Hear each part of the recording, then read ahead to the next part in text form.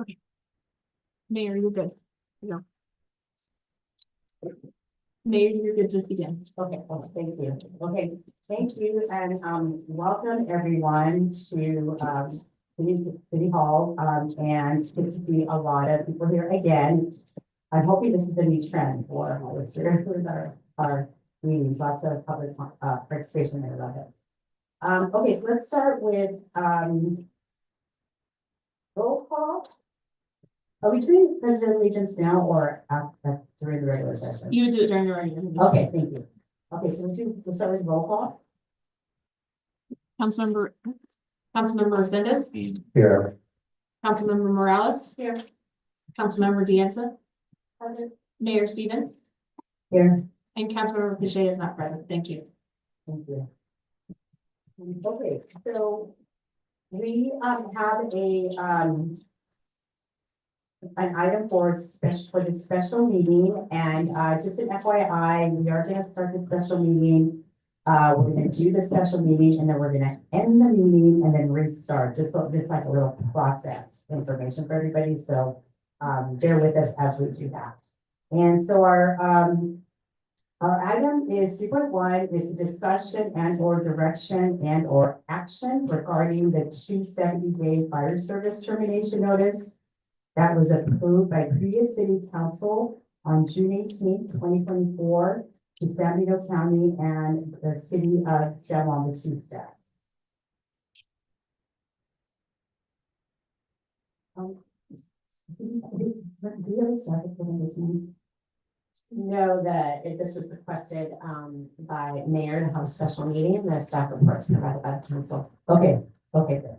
Thank you. Okay, so our recommended act is basically to discuss the 270-day fire service termination notices that are approved by the previous city council to the county of San Benito and city of San Juan Bautista, and or to provide direction to the staff.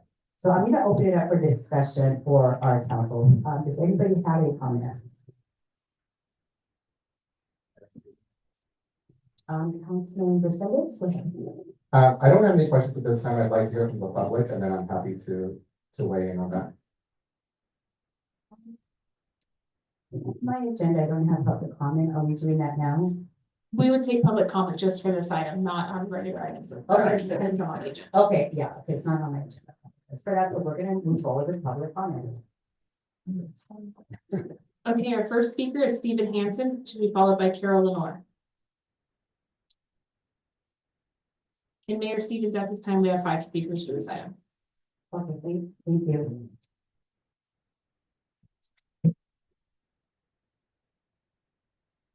Hello, my name is Stephen Hansen.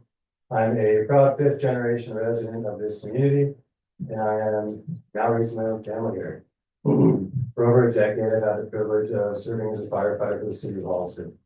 This is my home, and I truly love the citizens that I serve. I took an oath to protect this community, and I take that responsibility very seriously. Our city, San Benito County, and San Juan Bautista are deeply interconnected. We are not separate entities, but crucial parts of one large community. With that being said, ending the county contract will put our community at risk. The extra resources that the county contract provides are beneficial to the residents and businesses in Hollister, just as much as the ones in the county. We need our city and county leaders to come together, set aside their differences, and prioritize public safety above all else. The safety of our residents must be at the foundation of every decision made. The firefighters of Hollister are committed to protecting this community, but we cannot do it alone. If decisions are made that jeopardize public safety, we will continue to stand up and fight for what's right, because the people of this community deserve nothing less. Thank you. Thank you, Mr. Hansen. The next speaker is Carol Lenore. To be followed by Mia Casey. I'm just gonna ask if everybody's okay with holding your applaud. I mean, I do appreciate the comment as well, but we can maybe hold applause until the end at least, and then that way we can move forward a little. Sure. Okay, thank you. Ms. Lenore, please take the podium. Good evening, Mayor and Council. Without a staff report, I'm not quite sure what I'm gonna comment on, but I'm kind of gonna guess. You want to discuss maybe whether you're gonna hold that 270-day timeline to the county. I would say yes, however, if you have a situation that presents itself for sincere negotiations, I would not be opposed to extending that termination letter out based on active negotiations. So I'm gonna stop there because this item is just on the 270 days, so I'd like to see that maintained or extended out. If there's good reason to extend it out, I still believe in the initial process, what brought that about. But I'm also can be flexible if I see something happening good. So I wish you the best and I'd like to see that timeline maintained or if it need be stretched out a little bit. Thank you. Thank you, Tamar. The next public speaker is Mia Casey, to be followed by Terry Clark. Good evening, council, mayor. I was expecting to hear something about what you're trying to decide, so it's a little hard to make comments on something where you don't know what you're talking about. I'm assuming like, Ms. Lenore, that you're considering rescinding the 270-day clause, so. You know, honestly, I have to tell you, I don't want to be here. There's a million places I'd rather be, but this is really important. You know, fire protection in Hollister is crucial. It's the most important thing that you're gonna be involved in this year. And it deserves time and it deserves consideration. Have you all been briefed by the fire chief? Do you know the history leading up to why we did the termination clause in the first place? The claims being made by supervisors and their consultant. You need the time to do the homework. That's why I was kind of dismayed to see this rushed special meeting called at the last minute. Typically, we have 72 hours notice so that people can come down and get input if they want. But instead, this was posted yesterday with barely 24 hours notice. And it's being held earlier in the afternoon where fewer people can attend. So after all this talk about, you know, transparency and listening to people, seeing this meeting happen in this manner, I just wonder what was the necessity to rush this? You know, typically you can only do 24-hour notice if it's an emergency. Is this an emergency? The termination clause is 2 months away. It doesn't feel very transparent and it feels as though it's like trying to sneak something by the people of Hollister. I want to say as a resident, I object to the ad hoc committee that was created because everything is done behind closed doors. And I think that this is important and should have public access. I'm not in favor of backroom closed door deals by politicians. So as far as rescinding the termination clause, I think that's simply to be giving the county what they've been wanting. And it opens the door for them to do what they've been doing for the past 2 years, which is to kick the can down the road and avoid paying their fair share. They've refused for the past 6 months to negotiate, even though they had agreed to. So I urge you, don't take action today. Give this the proper time and consideration before you make a decision. Thank you. Thank you, Ms. Casey. The next public speaker is Terry Clark, to be followed by Rick.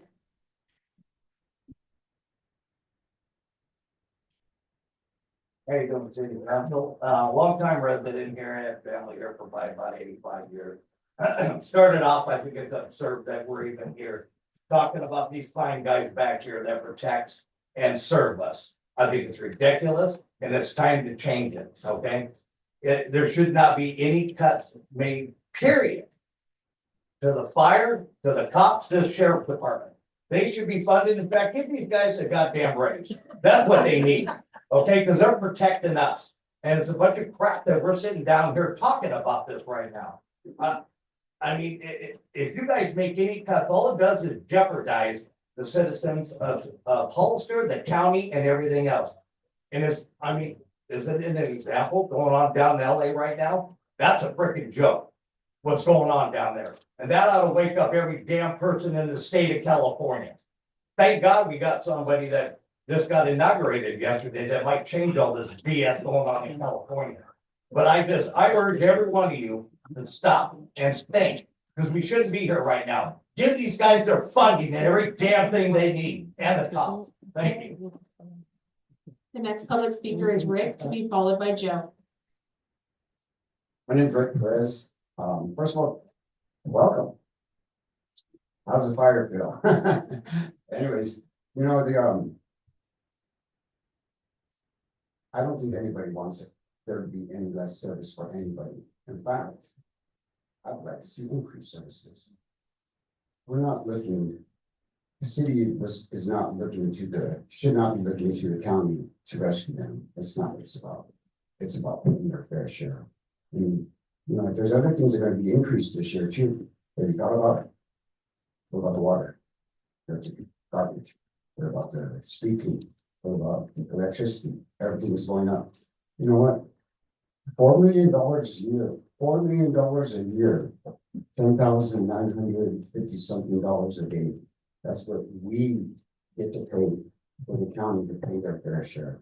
We don't want to gouge anybody. We just want somebody that's going to get our services to pay their fair share.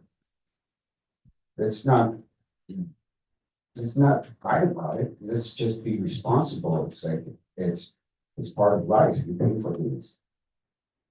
I urge the county leaders, the supervisors, and the council come together and talk about it, because we are tired of paying for their money, for their services. $4 million a year times 5, $20 million. 5 years. It's a lot of money. We've even talked to them about doing increased levels of funding. They haven't come to the table. I don't want to get into pointing fingers or anything, but I'm just asking, please come together.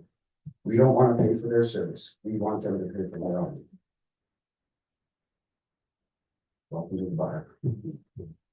Thank you, Mr. Perez. The next public speaker is Joe, to be followed by Alice Thomas.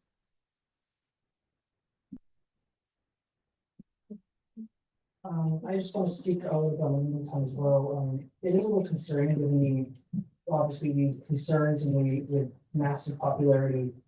The accessibility is not proportional to the impactfulness of this particular topic. 3:30 is a work time. Tuesday is a work day.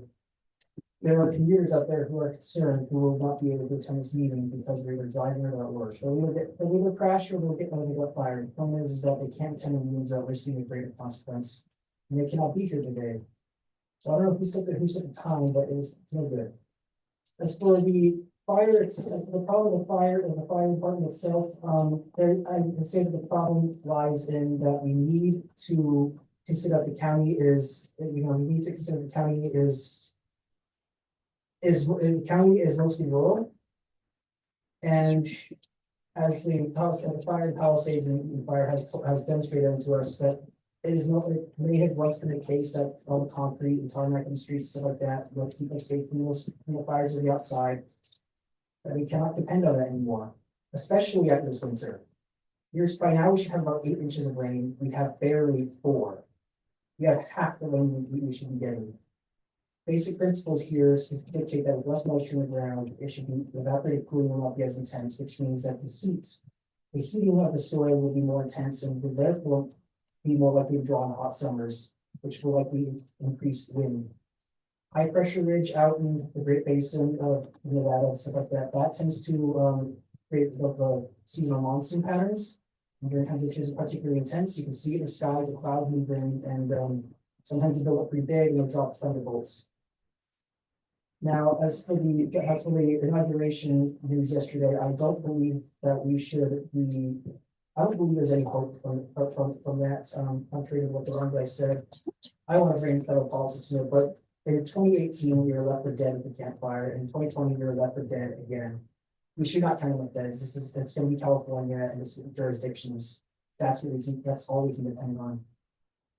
So the county is going to be dry. It's probably going to be hot too, and there may be thunderstorms in the summertime. These are things that are more likely to happen because of the lack of rain we have received this year. So it's foolish to limit ourselves to just what we can do inside the city. We should have resources all across the county, so that way we're not waiting for it to come here until it finally does. There are also communities outside of Hollister that generally consider themselves Hollisterians, but are not within the city limits as well. They absolutely deserve services, and their firefighters also deserve a raise. Thank you. Thank you, Joe. The next public speaker is Alice Thomas, to be followed by Leyla Borges.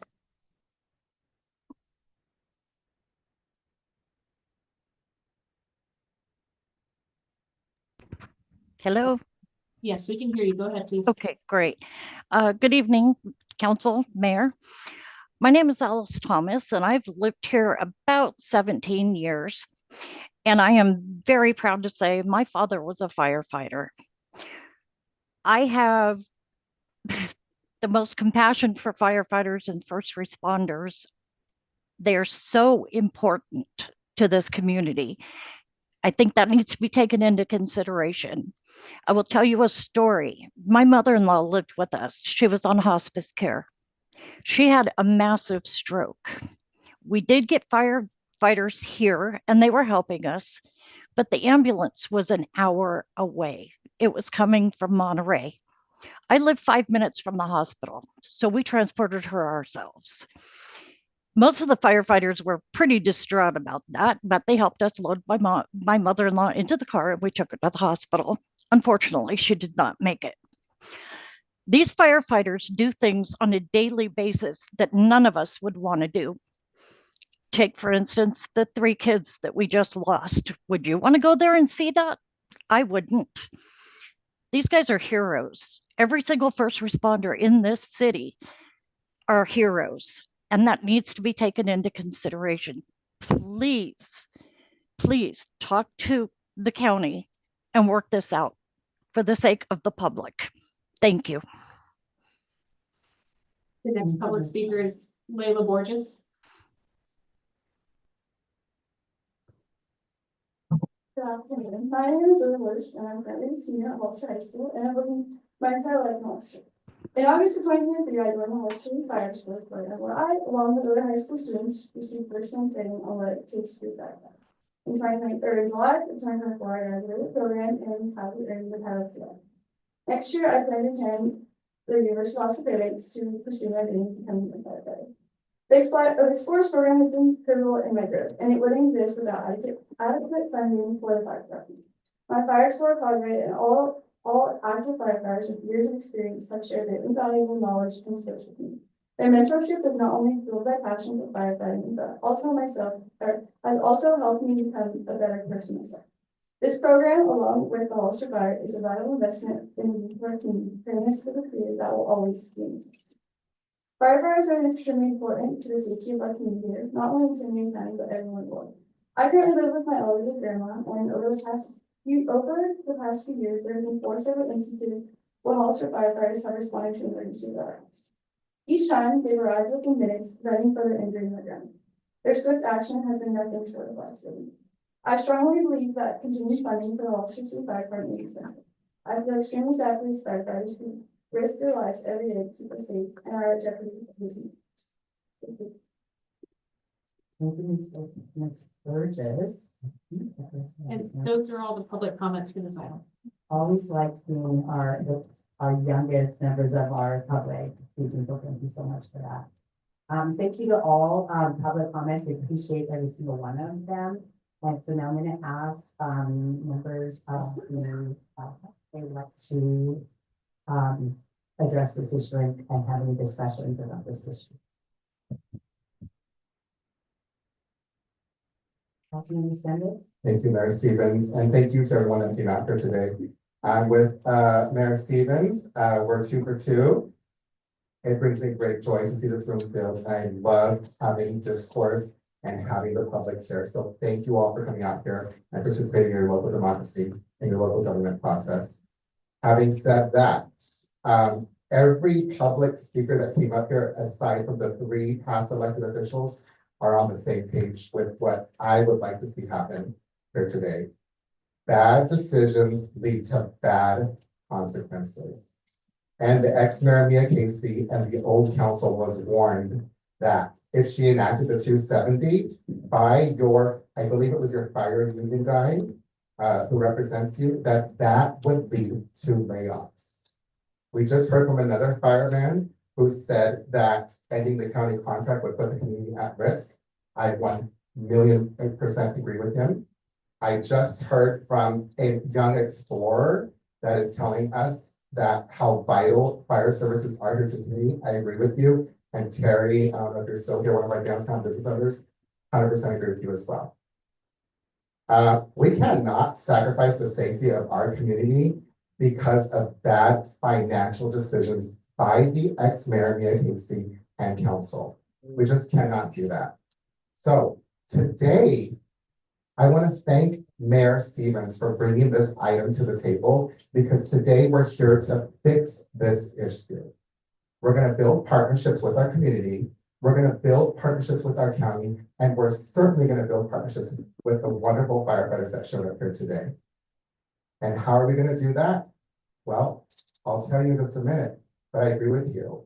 If this 270 were to remain on the table, which was again, I was outvoted by 4-1. I was the only council member who said this is a bad idea. You're going to lay off firefighters. Please don't do this. And I was outvoted for that. If this were to stay on the table, then yes, it would put our community at risk. Having said that, I would like to ask this city council to rescind the 270 from the table so that we can build those relationships that I talked about. Thank you. Thank you, Councilmember Sanders. Other comments? Councilmember, Roberts, thank you. Yes, thank you. Thank you all for coming. We really appreciate hearing our community and their voice. I probably don't have as much history as Councilmember Resendez, but this is what I know. When I first came to the city council in 2021, there had been many efforts to work with the county on this fire contract, even conversations about potentially creating a fire district.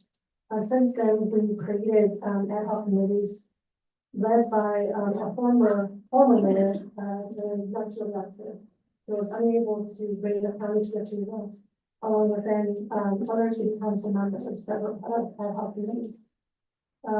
Over the last 3 years that I've been on city council, there's been many attempts to engage the county to pay their fair share. We're currently subsidizing the county by almost $4 million a year. That, along with other issues that have arise, is leading to us having a deficit that will impact all city services. The 270 was to hopefully get the county to the table. And I want to thank Mayor Leslie for bringing the issue to the San Juan Bautista, who was able to then look at the issue and provide additional funding for fire services. We cannot continue to subsidize the county by $4 million. If we had alternatives like bringing in additional revenue, like the SAFER grant, or looking for alternative funding, or looking at any other alternative, I don't believe the city is looking, at least I'm not looking, and I think the former city council is not looking to jeopardize or have anybody laid off. We're looking for any and all solutions to not be able to pay the county's share of $4 million. Either way, if we remove the 270 clause, how many years are we going to continue to pay the $4 million? We might have the same conversation 4 years from now, where the city then becomes bankrupt, and then we will not have anybody working for the city. This is essential for us to be able to bring the county to the table to negotiate in good faith. If we do not do that, we are going to have the city be bankrupt, and everybody will do it back, not just the bank. Thank you, Councilmember.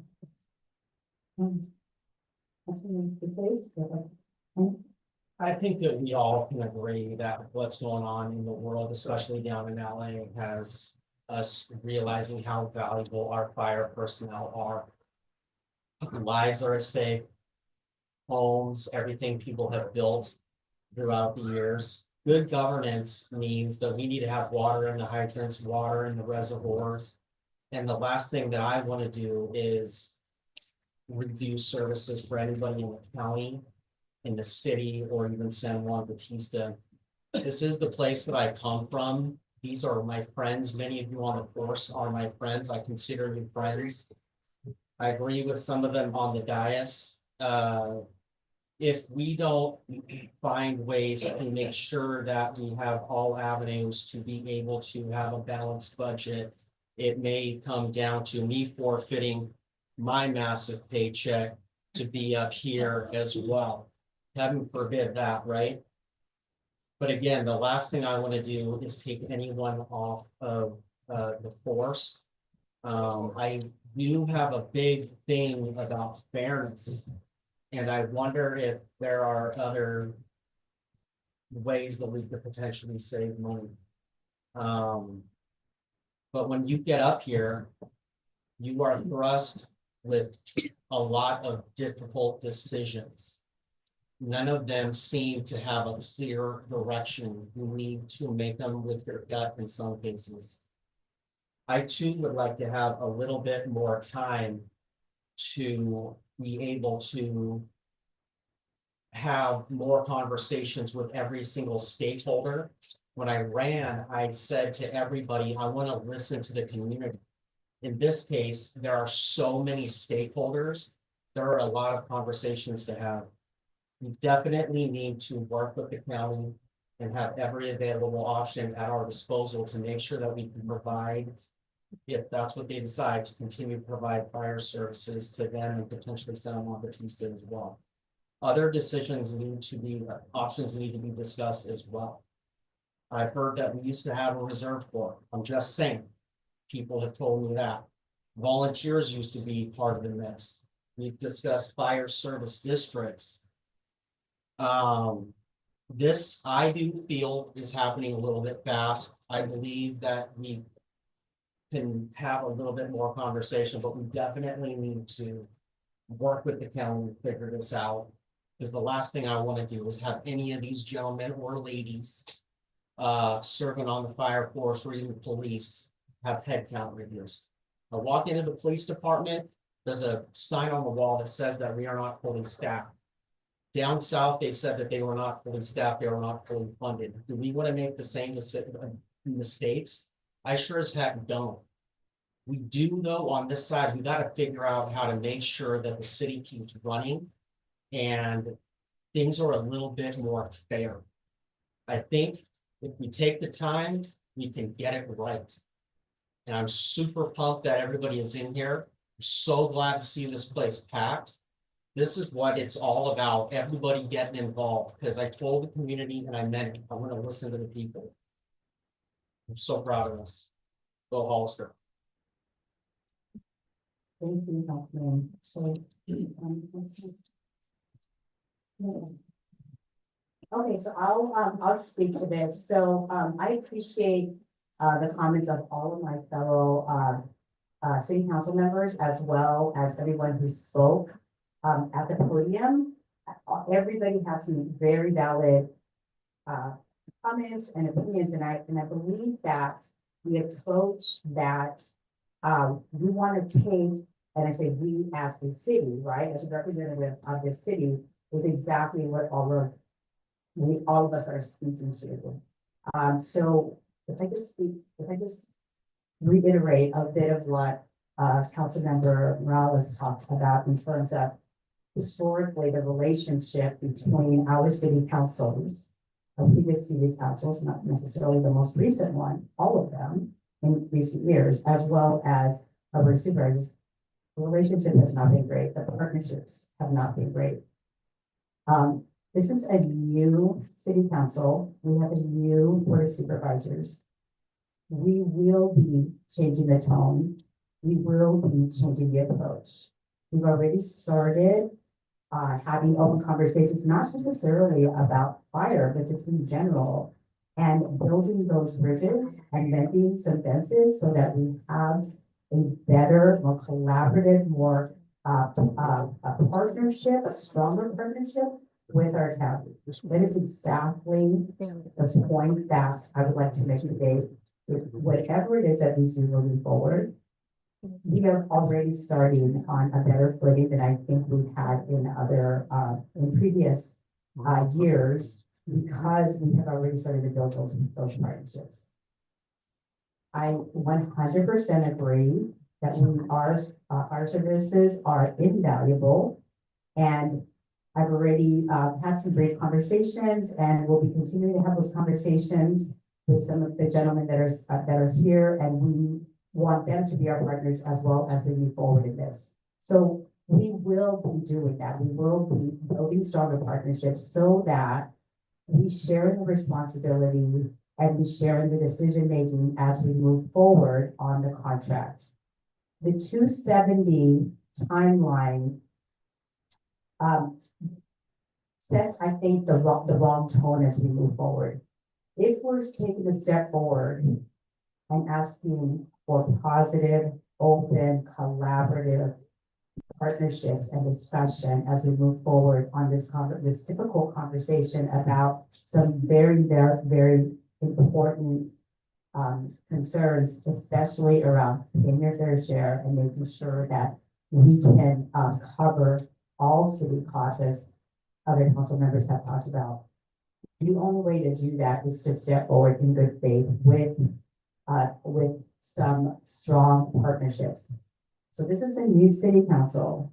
We want to take a new approach, and the new approach is to be collaborative and build strong partners. And I think that we have already started to do that. And I have every faith that we can do that along with the support of the fire services staff that are here with our chief as we move forward on the difficult conversations around the contract. So I too support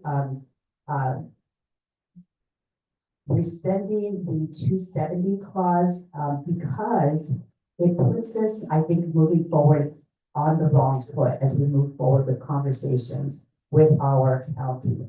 I think that we can do better than what we've done in the past. I've already seen it. I've seen it in this room. I've felt the tone of our conversations change, and I felt the collaborative and the partnership or the desire for collaboration and partnerships from everyone at the county, in San Juan Bautista, with members of our city staff, including our fire service, as well as the city council. So that is my commitment to all of you, that we will continue to build those bridges and to work collaboratively with all of our partners, in particular our firefighters, and move forward so that we have a better product at the end. To speak to the options that Councilman Pichet mentioned, those are things that we're going to have to consider. The decision around the 270 days does nothing to eliminate all of those possibilities. And you're absolutely right. We are going to have to be open to all possibilities.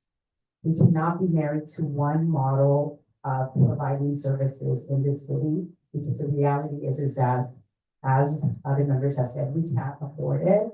However, there are other ways that we can approach these discussions so that we can ensure both that we have fire safety, as well as we consider services in our city, and that we build these really strong partnerships so that we are working together so that we can do the best that we can for the residents of Hollister, knowing that there will be limitations to the resources that we have available to us. But if we are all working on this together, then we're going to always end up with a better product. So I would support as well eliminating the 270-day clause. Mayor Stevens, we did get a request from City Treasurer Gordon Machado to provide comments on this, and it's up to you if you want to accept those or not. Yes, Mr. Yeah, Mr. Machado, please. 1 minute.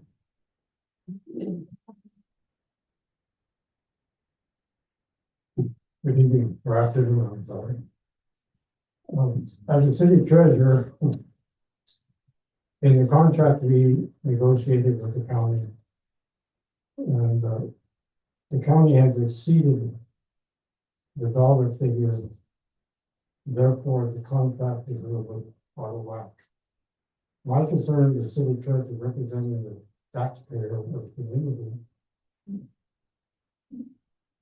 Their money, therefore, is questionable whether the city taxpayers, the taxes they're paying, is subsidizing the county. I think there's an error there. It's unbalanced, and I'm not sure it's that rule for the city to be subsidizing the county. And I think it's good that this is before you now, and hopefully it can be corrected or balanced with property. I don't see how we should subsidize the county, especially when the county seems like, well, I'm not gonna go there. Thank you. Thank you, Ms. Machado. Okay, no, Yes, was wondering if the county, would make this request to, rescind this. And then two, is there any monetary contribution that the county is going to offer? There's a tax measure that pays for fire and, police that the county does receive. So there are measures in which they're collecting money for the services, and two, so there's a help for the put money aside for that by $1 million. Has the county made any good faith effort to negotiate, to say, here's some money for the city, since we've been paying, for several years now, for us to have those good faith efforts, have the time to have negotiations, that are they gonna be increasing the amount of their contributions so that we have time?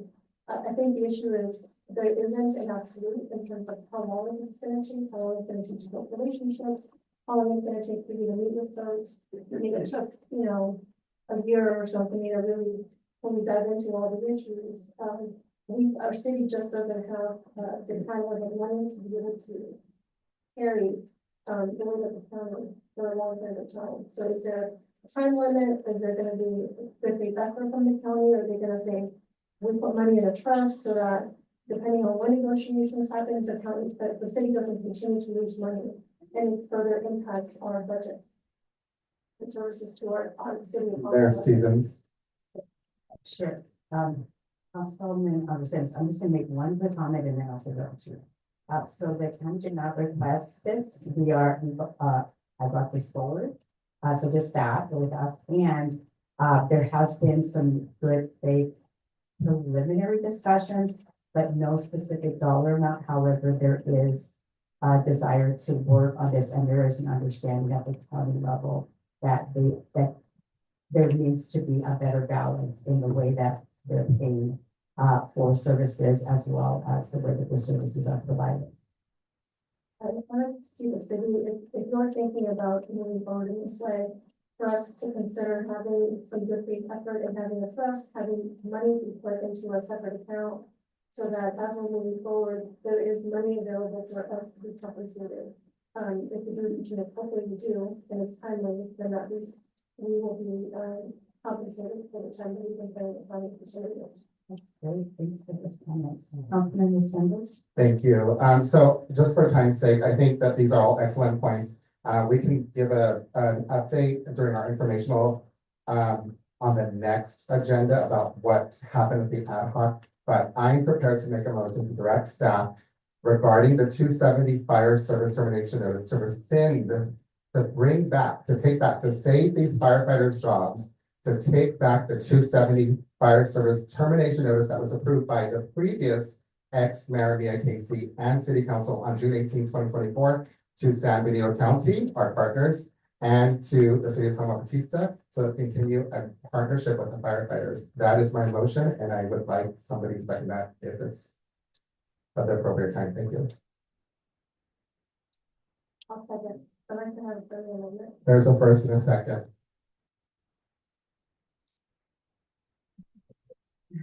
Thank you, Ms. Lenore. Yeah. I'm gonna just recognize Councilmember Morales. Please, on your comment. I know it was a second, but I wanted to do a friendly amendment to create a trust fund for the county to contribute funds. I think what we'll do instead, Councilmember Morales, is if you'd like to make a subsequent motion, then we do that separate. And so if we just get through this and then we can make a subsequent motion. Let me check with our attorney. Is that okay to do that? So if there's a friendly amendment and the motion maker doesn't want to go with the friendly amendment, that's fine. But then Councilmember Morales can make a motion now, and that would be the motion that's voted on first under Rosenberg's Rules of Order. So she converts that to a motion, and there's a second on that motion. You have to vote on that one first under your own procedural rules. Can I just clarify the rules before we move forward? The voting on one motion does not null and void the other one. Is that true? Okay, so what's gonna happen is it may not it depends. It depends on what her motion is. So I can't answer that question in the definitive. If she says, I want this motion to be what Councilmember Resendez said it was gonna be, plus have the trust component to it. If that motion passes, there's no need for the second motion. But I don't know what her motion is gonna be to even answer that. Okay, thanks for the clarification. Go ahead, Councilman. So I'd like to make a motion to rescind the 270 day notice so that we can, in addition, create a trust fund for the county's deposit. Let's say $1 million a year. And for the negotiations to end within a year. And then if not, then we provide notice to the county. Does anyone want to second that?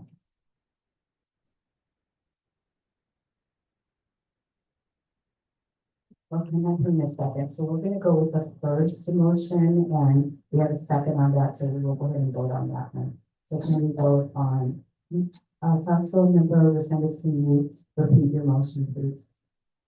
Yes, my motion was to rescind the 270 termination notice provided to the county and the city of San Luis by the ex-mayor, Mia Casey, and council members. We'll add a second on that motion from Councilmember Cleveland. Can I ask for a roll call, Mayor Stevens? Is that okay? Sure, let's do a roll call. And then is the public discussion? It's the roll call vote. Yeah, let me check the Rosenberg rules. Hold on just a minute. Can I ask a question? Yeah, I just like to read it from the rules then.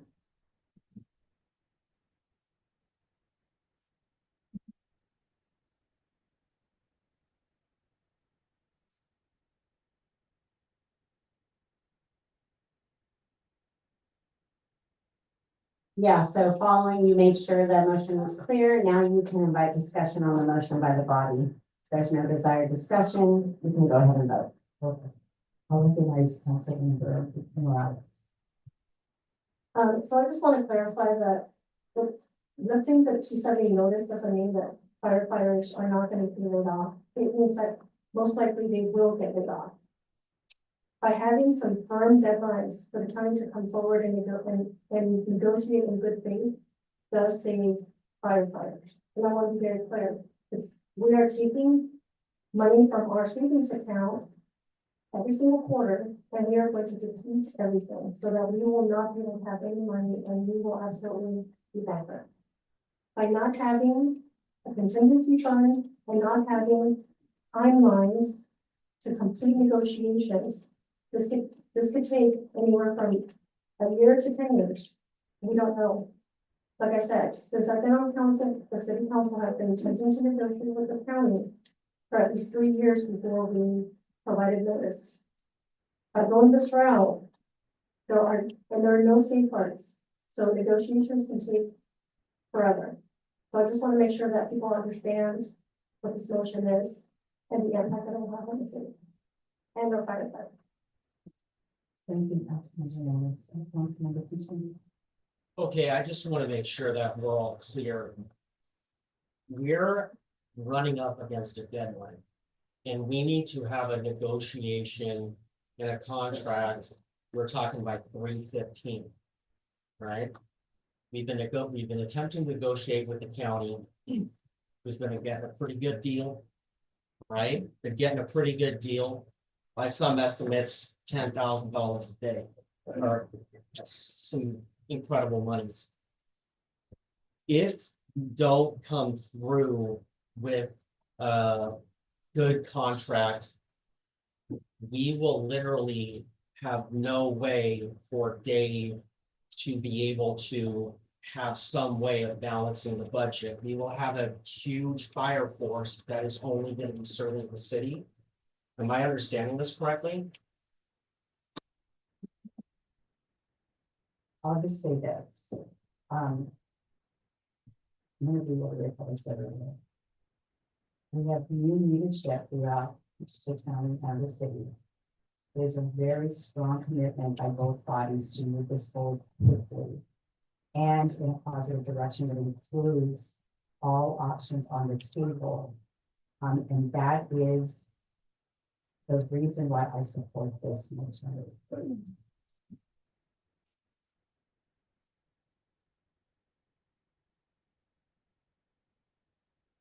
Okay, I think we're ready for a roll call vote. Mayor, I'm sorry, Councilmember Boucher, I'd like to go last. so we do it in order of districts with the mayor going last. So I'll leave it to the mayor if she wants me to change the order. I'll just move forward. Okay, I'm gonna say this is a really tough call. We need every option on the table. We need to save every firefighter. Yeah, if we don't have every available option at the negotiating table, it's going to be very challenging for us all. I vote yes. Councilmember Resendez, Yes. Councilmember Morales. No. Councilmember Deanda, Yes. and Mayor Stevens. Yes, Motion passes 4-1 with Councilmember Morales dissenting. thank you. Thank you for the public participation. We're gonna take a quick little break while our city clerk kind of starts for the regular meeting. So just give us a minute so that we can get started. It's gonna be quickly, like a minute, right? Okay.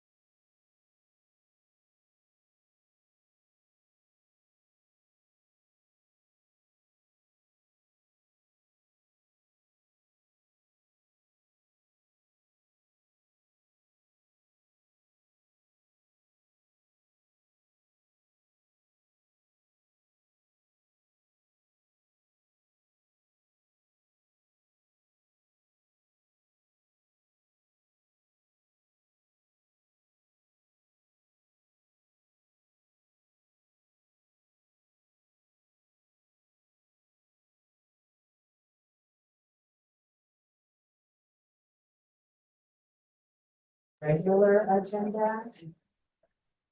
And so essentially, we're gonna start over, we're gonna start over with our roll call and it'll be a pledge of allegiance, so. We're just to move forward on the regular agenda. So I can get everybody to just, settle down. And, take a seat, or don't be seated if you're in the back side, that's fine too. If you just have everybody, quiet. Where's your sergeant at arms? Hey, I'll fill in. Yeah. Thank you to get everybody.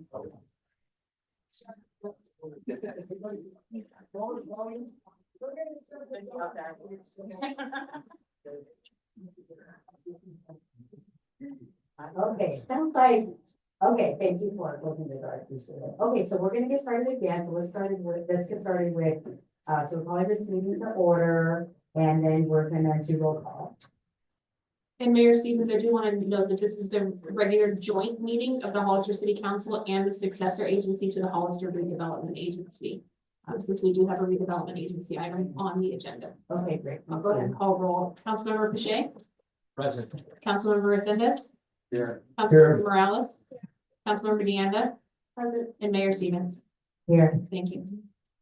Councilmember Deanda, would you like to lead us in the pledge of allegiance?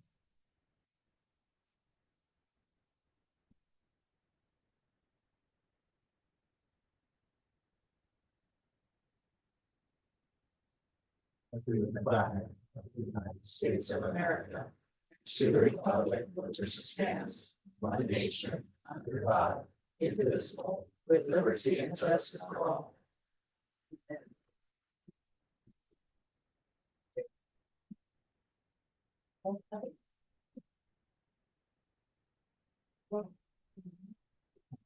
Okay, so can we have a report out on the previous closed session? There was nothing to report, Mayor and Council. Thank you. Any public input on items that are not on our agenda today? Yes, Mayor Stevens, our first speaker is Joe, to be followed by Jeffrey Morgan. I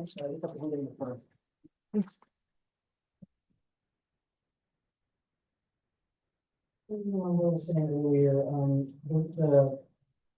the pilot forecast model I've reviewed suggests that you place on the pilot forecast system by the National Oceanic and Atmospheric Administration. Projections for the next 6 weeks indicated efficiency of approximately rainfall approximately 5.75 to 7.25 inches of rain, which sounds pretty abstract, but and that is the worst case scenario, but there's also high resolution, so it's a little bit more accurate. Actually, using that, I was able to find out that without this, winter would not be as rainy, but would be more windy. So I didn't bring it up with county meeting because it's not ridiculous at the time. No mistake.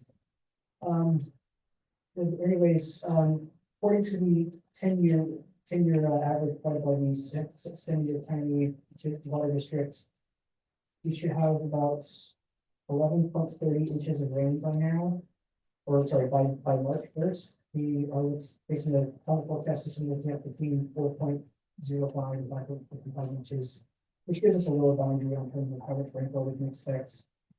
And again, this is the low. The worst case scenario is we get about 36% of the rainfall we are expecting for the year.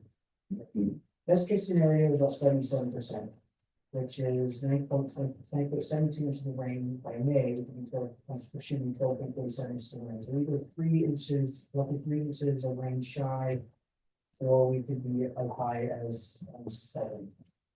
Or 7.25. So we are definitely looking at a much drier San Diego County. Like we've been in India too, like we've been hotter in the summertime. More chances for monsoon thunderstorms to intrude upon our geographic space. And so let's look at the considering the geography and the role that plays in the climate and the on here is that the state being hotter is fine when there's onshore wind events, but when there's offshore wind events, it drags in hotter, drier air from the ground, and more moist air from the top. Moist air counterintuitively, this is actually a fun fact for all of you learn, is that moist air is actually lighter than dry air. Which is funny because it feels heavier, like humid air feels heavier, but it's actually lighter than drier air. Drier air cuts underneath there. So as the air rolls across the surface of the dry surface of the state, it will be dry underneath and warm at the top. Generally speaking, you want to be the other way around for thunderstorms, but with enough heat, the differential altitude, you can still get the job and the standard thermal convection. So we still have the risk of more sparks, more fuel from the rain that we got here today, and that's thank you. Thank you, Jen. The next public speaker is Jeffrey Morgan, to be followed by Sandy Patterson. Good afternoon, I'm Jeff Morgan. First of all, I'm the president and CEO of Chispa Housing. Thank you so much congratulations for all of you beginning again to make a difference already. I've started working with Chiefs a little over a year now, but I have about 20 years of experience in affordable housing. We currently own two communities, Buena Vista Apartments and Sunrise Senior Apartments, so representing 90 units of affordable housing for seniors and families. And we're very excited about the future and how we can serve Hollister. I have passed on some invitations if you're interested to come to our 45th anniversary celebration. We're going to be raising funds for scholarships for some of our residents at the event. And just ask that there's maybe an opportunity later on to introduce Chiefs in a little bit more detail. But other than that, I just say congratulations and glad we'll have a chance to serve together. Thank you. Thank you, Mr. Morgan. That's what I'm going to say. The next speaker is Cindy Patterson, to be followed by Ann Hall. Good afternoon, Mayor, council members, and audience. My name is Sandy Patterson Mark, and I live at 2930 Road, Space 5. On December 22nd, 2024, 1:30 in the afternoon, I received a call that my mobile home was on fire. I rushed back. Hollister Fire already had 3 incidents there. Their response time was there 8 minutes. They popped that front door because they were told by my neighbors there was animals inside. They were relentless. I'm sorry, it's going on. Is this one, I think not really related to the. No, it's not. This is giving kudos to the Hollister Fire Department. Thank you. I apologize. I didn't get it checked. I like my time back also. Thank you. They were relentless when they were told by my neighbors that there were animals inside. They went in and they found every one of them. This is one of the survivors, guys. One of the people that they saved. And 4 cats. The other dog was at the front door when the door was popped and she ran out. If it hadn't been for the animal kits on the engines and AMR being there, because they only had 3 exits, Station 1, Station 2, and the airport. They were bringing a 4th engine from San Juan, and they canceled it because they had her in control. They kept the fire to the kitchen. They were amazing. They have my utmost devotion. And thank you for saving every one of my animals. If you watch the video, they searched. They said they got her out and one of the cats. How many more? 3 more. I gave them a description. They didn't stop them until they got everyone out. They got them conscious and I got them to the animal clinic in Monterey, because there's nothing in Hollister or Illinois. They received a letter from Blue Pearl Veterinary Specialist Clinic, emergency, on their quick actions, save everyone by animals. That's dedication. My husband was a 17-year volunteer firefighter with Pacific Grove, engine captain. He was a 10-year regular with the Monterey Airport crash unit. I know that these men work good, and I did. There's nothing can say. Thank you.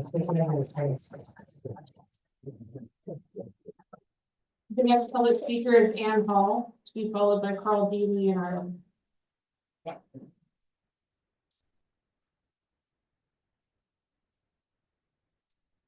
Good evening, good afternoon, council.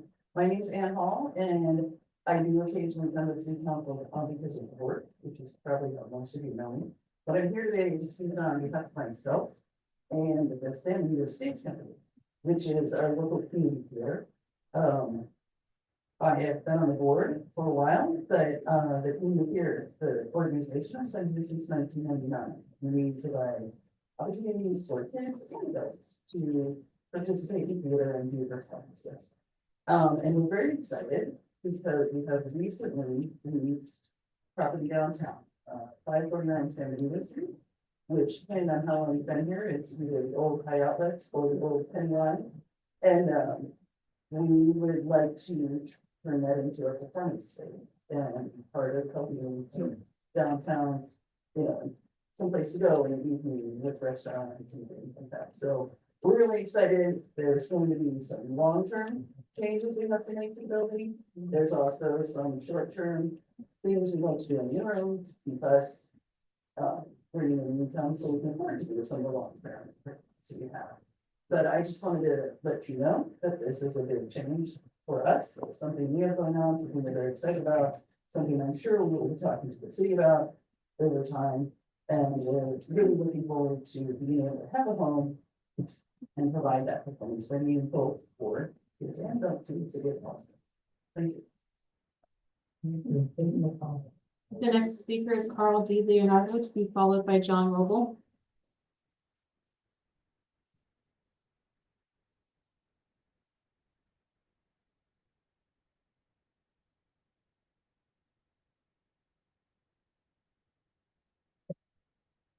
Council. My name is Carl Leonardo, I'm 235 Aspen Way, Hollister, California. And for keeping things clear, I'm also one of the brothers of Mia Casey. I remember a past meeting where Roland Resendez said that for his constituents to know that elections have consequences, and they should do. I am very afraid of the city of Hollister, and my fear is this: we are now in a triumvirate, a word I think you should all look up. It means that our mayor is now two people, and that other person is a supervisor for the county. How can you have any type of meaningful negotiations between a city and county when that is going on? This city cannot become a part of the county. And we cannot have all of the departments of the city with the county. Thank you. Thank you, Mr. Leonardo. The next speaker is John Roble, to be followed by Gretchen Lester.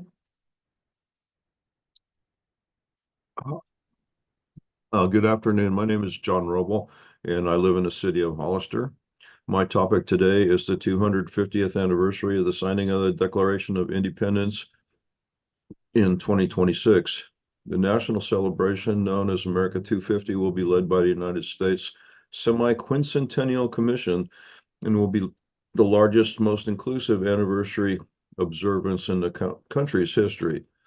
Honoring the contributions of all Americans, exploring the American experience as a whole, not just the nation's founding, providing opportunities for education, enjoyment, and inspiration, encouraging Americans to participate, and allowing states, districts, and territories to have their own commemorations.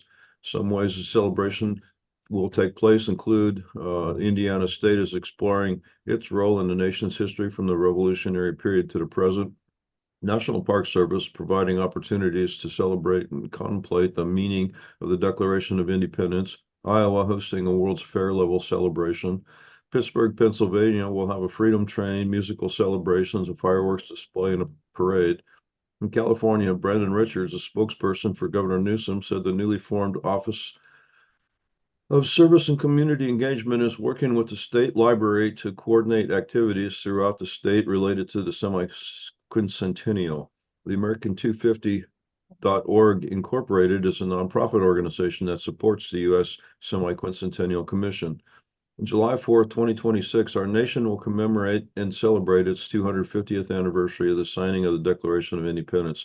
The journey towards this historic milestone is an opportunity to pause and reflect on our nation's past, honor the contributions of all Americans, and look ahead to the future we want to create for the next generation and beyond. What will our community do as part of this one-time event? I believe the city of Hollister should be part of an ad hoc committee along with San Benito County, including Hollister Downtown Association, Chamber of Commerce, County Library, City, San Benito County Historical Society, and others to develop a plan for our county's part of the 250th anniversary celebration in coordination with the state office and community engagement in America250.org. This committee should be formed now to begin appropriate fundraising and planning for the 250th anniversary event, just 1 year and 6 months in the future. What part will the city of Hollister play and who will take the lead? Love to see this happen at the San Benito County Historical Park. And I wanted to say thank you guys very much, and hopefully you guys can do something to make this happen. The next public speaker is Gretchen Lester. Good afternoon, everyone. My name is Gretchen Lester. I am speaking on behalf of the Little Tree community. I wanted to bring up to the city that the school has received its license almost a year ago to this day, and they have been unable to open their larger location at 1149 Powell Street due to city, due to lack of oversight from the city. The school is losing $10,000 a month in tuition because of the additional 10 families that they could be helping at this point. So I want to bring this up to the town council to ensure that everyone is putting this as a priority for all of the families and also all of the children who are served by this school. The headmistress is named Sandy Schwer. This is a certified Montessori program. It is a unique educational opportunity that goes from preschool through 4th grade.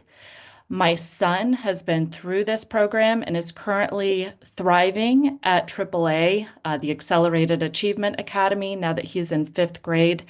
And I urge the city to allow the school to open as soon as possible so they can continue to serve the community in the way that they have been designed. This is a nonprofit school.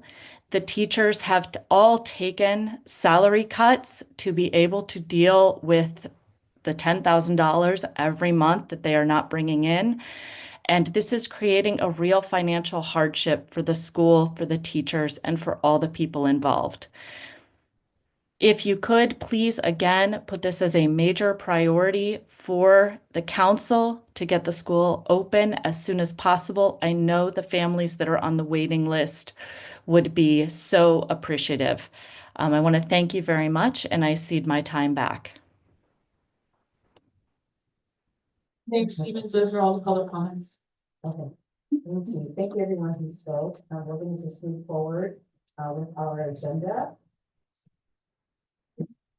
Can we just, we're gonna move forward to consent items. I just want to check in on the consent items. Does anybody have any questions on consent? Before those questions, Mayor, if I could, I'd like to pull item 6.9 for discussion. It says 6.9. Well, it's the item of resolution rescinding City Council Resolution 2024-170 recommended action. So I don't know if it's 6.9 or 7.9, but that's the item I want to pull from. Okay, thank you. Then, Mayor, if I may, I'd just like to clarify on the final item of consent. There is the second amendment with Rep. Tellis in the staff report mentions water throughout the document, which is essentially an amendment to add more funding to that item to finish the studies. That process that had previously been approved through the contracting process to for water, wastewater, storm drainage fees, and street sweeping. So it's just to get that final enterprise fund rate studies, and that'll all come back to council for discussion. Okay, thank you for those clarification. Any other items? Mayor Stevens, if I can, I'd like to pull item 6.4, I'm sorry. Any other items?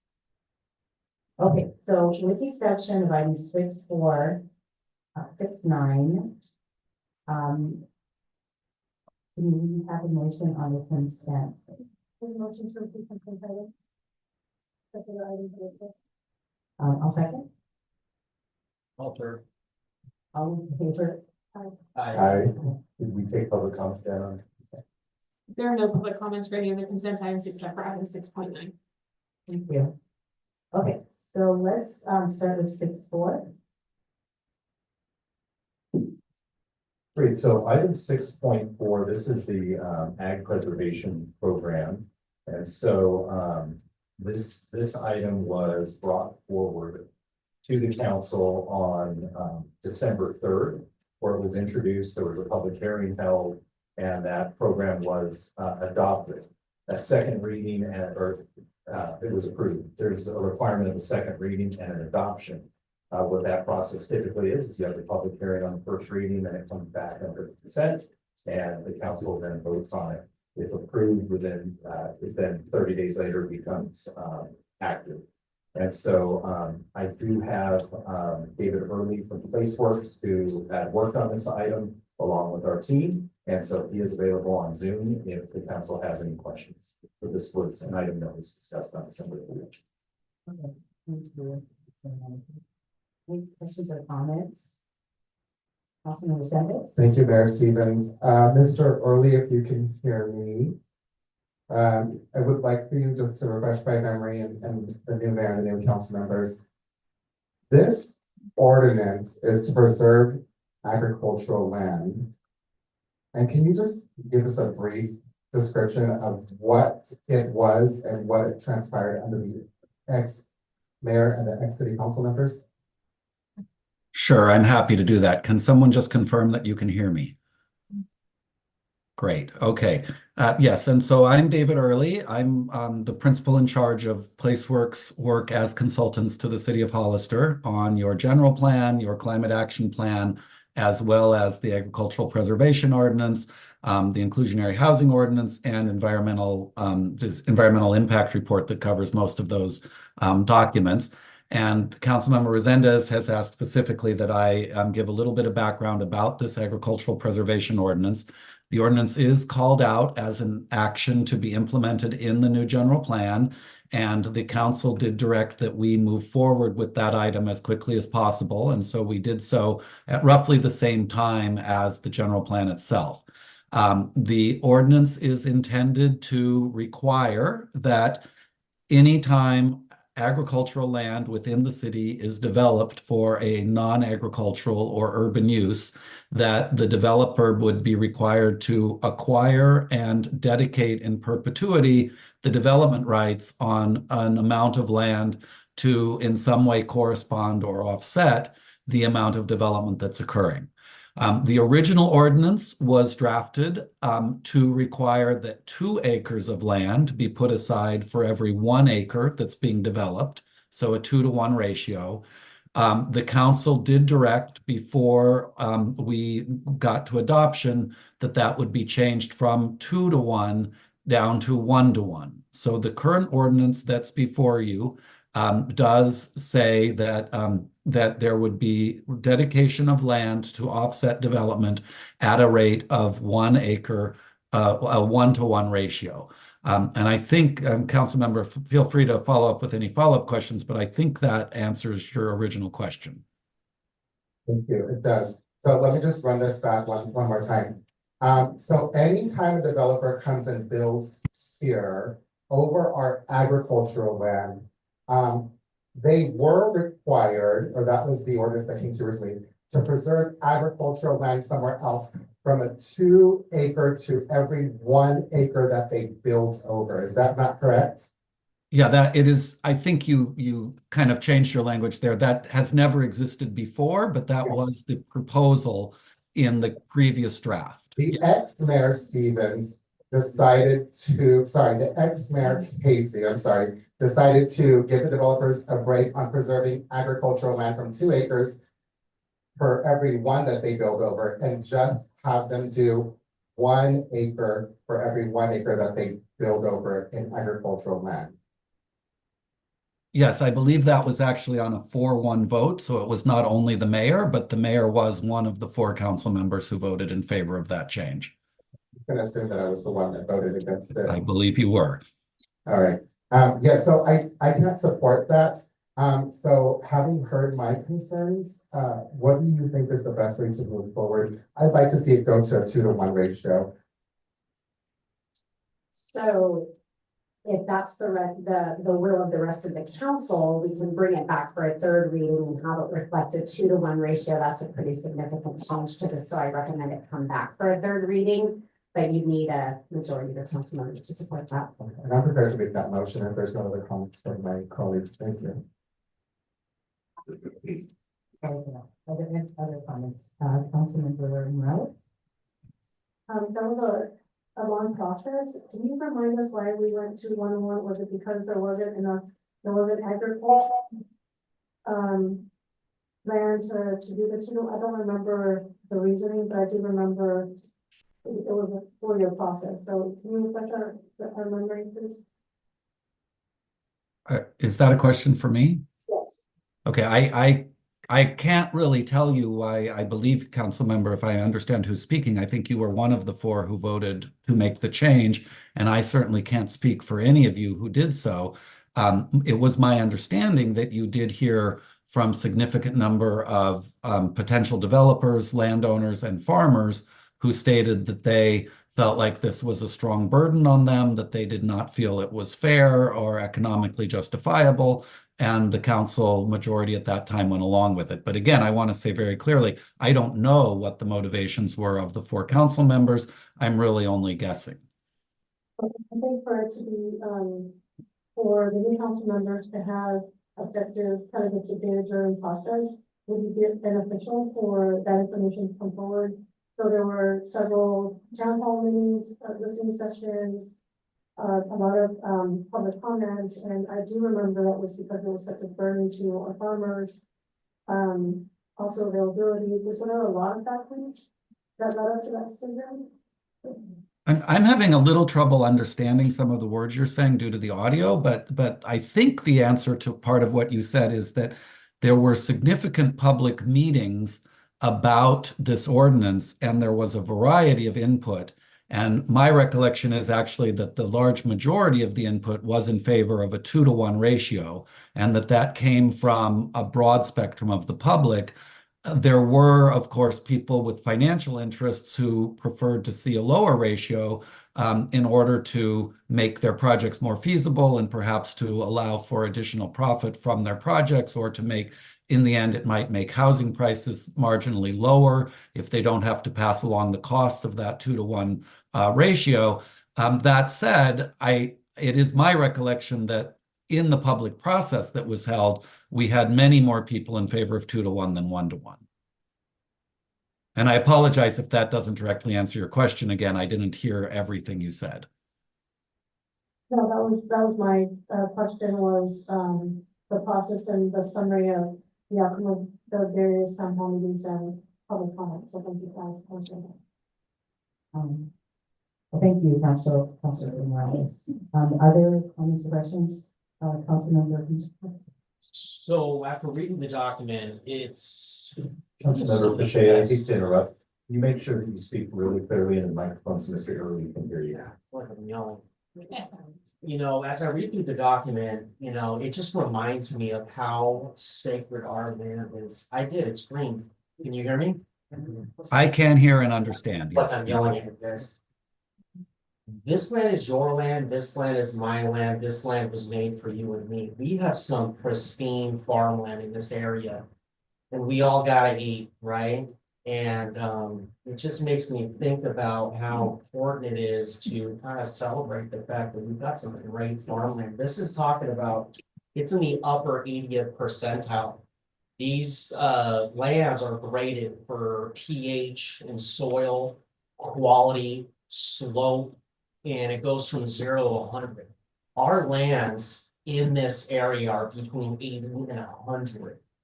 I am so tempted to make these numbers go from an acre that we develop and make a parking lot or an apartment complex or a home. 3 are safe. I'm so tempted to get to that. As I'm sitting here listening, I'm coming to find out that there are a myriad of meetings that are already been conducted, and that might not be possible. But I am definitely in agreement that we should preserve as many of them as possible, instead of just developing a great deal of it. Yeah, thank you, Councilor Fisher. Other comments? Okay, so would somebody like to make another comment, question? I'm prepared to make a motion, Mayor Stevens. Thank you. Mayor Stevens, we did have a hand raised for this item for a public speaker, if you want to take that. Yes, let's take that. John Rubel. Again, my name is John Roble. My comments on this are that every acre of ag land that we lose is an acre lost. It doesn't matter how much we set aside. Over time, more and more will be used for other purposes than ag. And I think it's really important that the city council appreciate that every acre lost is an acre lost. Areas that are designated for development should be areas that are not prime farmland. And yeah, so 2-to-1 is, from my perspective, way better than 1-to-1. More is even better. I think it is, though, inappropriate to expect the developers to shoulder the burden of owning an acre of land that they're not going to ever be able to develop. There needs to be some better way to figure out how to make this happen. Anyway, so yeah, just keep in mind an acre lost is an acre lost forever. It doesn't matter what you set aside. An acre lost is an acre lost. Thank you. If the council desires, I can respond to the. No, I think it's okay, it's public, I think it's okay. Yeah, those are all the public speakers for this item. Thank you. Any other questions, especially from Mr. Early? Okay, thank you, Mr. Early, and let's we can move forward now. Thank you, Mayor Stevens. I would move that we adopt an ordinance 1256, bringing it back for a third reading, if I'm not mistaken, approving a zoning ordinance amendment to adopt chapter 17.28 agricultural lands preservation program, with the recommendation that we preserve our prime ag land from a 2-to-1 ratio instead of a 1-to-1 ratio, as opposed by the ex-mayor Mia Casey and city council.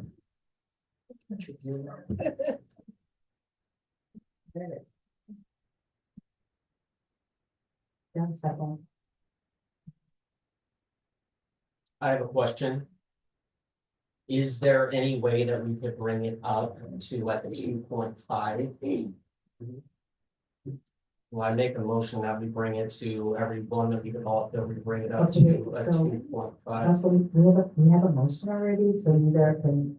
That would be a friendly amendment, and it looks like the motion maker accepted that, so if you wanted to second that motion, that would be appropriate. I second that motion. Okay, what, can we then reiterate what the motion is now? Thank you, Mayor Stevens. I will accept the friendly amendment from Councilor Cochet, and I would like to bring back the ordinance for 1256 for a third reading, approving the zoning ordinance amendment to adopt chapter 17.28 agricultural lands preservation program with a preservation of a 2.5 to 1 acre ratio. Okay, thank you. I guess we should do a roll call vote on this. Councilmember Cochet, Aye. Councilmember Resendez, Aye. Councilmember Morales, Yes. Councilmember DeAnda. Yes. And Mayor Stevens. Yes, Motion passes 5-0. thank you. And that will come back on consent again. Thank you. Okay, thank you. Okay, let's move forward and with the other, pulled item.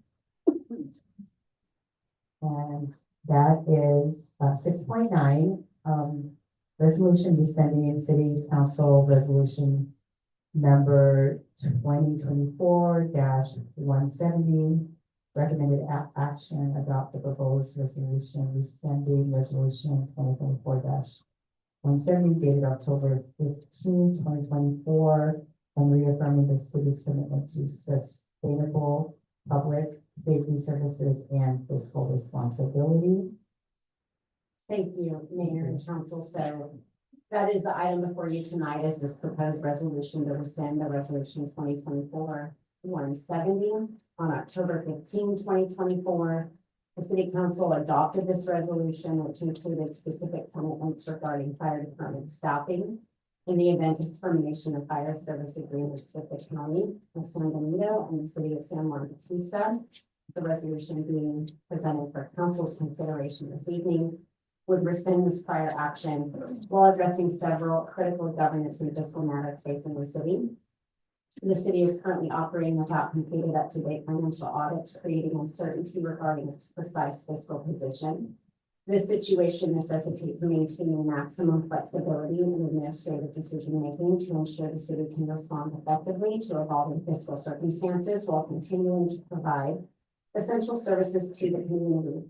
The proposed resolution addresses this need while also clarifying and reinforcing important aspects of the city's governmental structure. It reaffirms the council manager form of government established by the Hollister Municipal Code and explicitly acknowledges the city manager's role as the appointing authority for all city employees. This clarification is essential for maintaining proper separation between the council's policymaking function and the administrative responsibilities vested in the city manager's office. Importantly, this resolution maintains the city's strong commitment to providing high-quality fire and emergency services, while placing that commitment within the broader context of fiscal responsibility and proper governmental structure. The resolution emphasizes the council's ongoing support for the fire department while ensuring that staffing and operational decisions can be made based on comprehensive financial information and organizational needs. This approach allows the city to maintain its commitment to public safety while ensuring the long-term sustainability of all municipal services. Thank you. Thank you for that. Questions or comments from fellow council members? Okay. So I just want to make sure that it's clear that so we just wanted to rescind the 270 notice in the county. And now we're saying we don't want to recognize our firefighters and we want to take away the protection of having them know. So this is now what we're doing. Is that accurate? This resolution, it's up to council. You're rescinding this resolution and I explained what the resolution does. I'd be happy to read that again. So that's in the resolution, one the recognition, the safeguarding our firefighters, and now we're saying we wanted to follow. Correct, and it affirms the council manager form of government established by law and explicitly acknowledges the city manager's role as the appointing authority for all city employees. And do we have an alternative? Do we have, are we applying for more money? Are we creating a substitute for this? Is there anything else that does the requester for this item on the agenda? Is there a substitution or another time for it? Yeah, I have to defer to the council and the member that made this request. I'd like to hear from the public. Thank you. Speaker cards. Yes, Mayor Stevens, we currently have 6 speakers for this item. Okay, thanks for that. Let's move forward. The first speaker is Josh Pizzetta, to be followed by Courtney Piranello.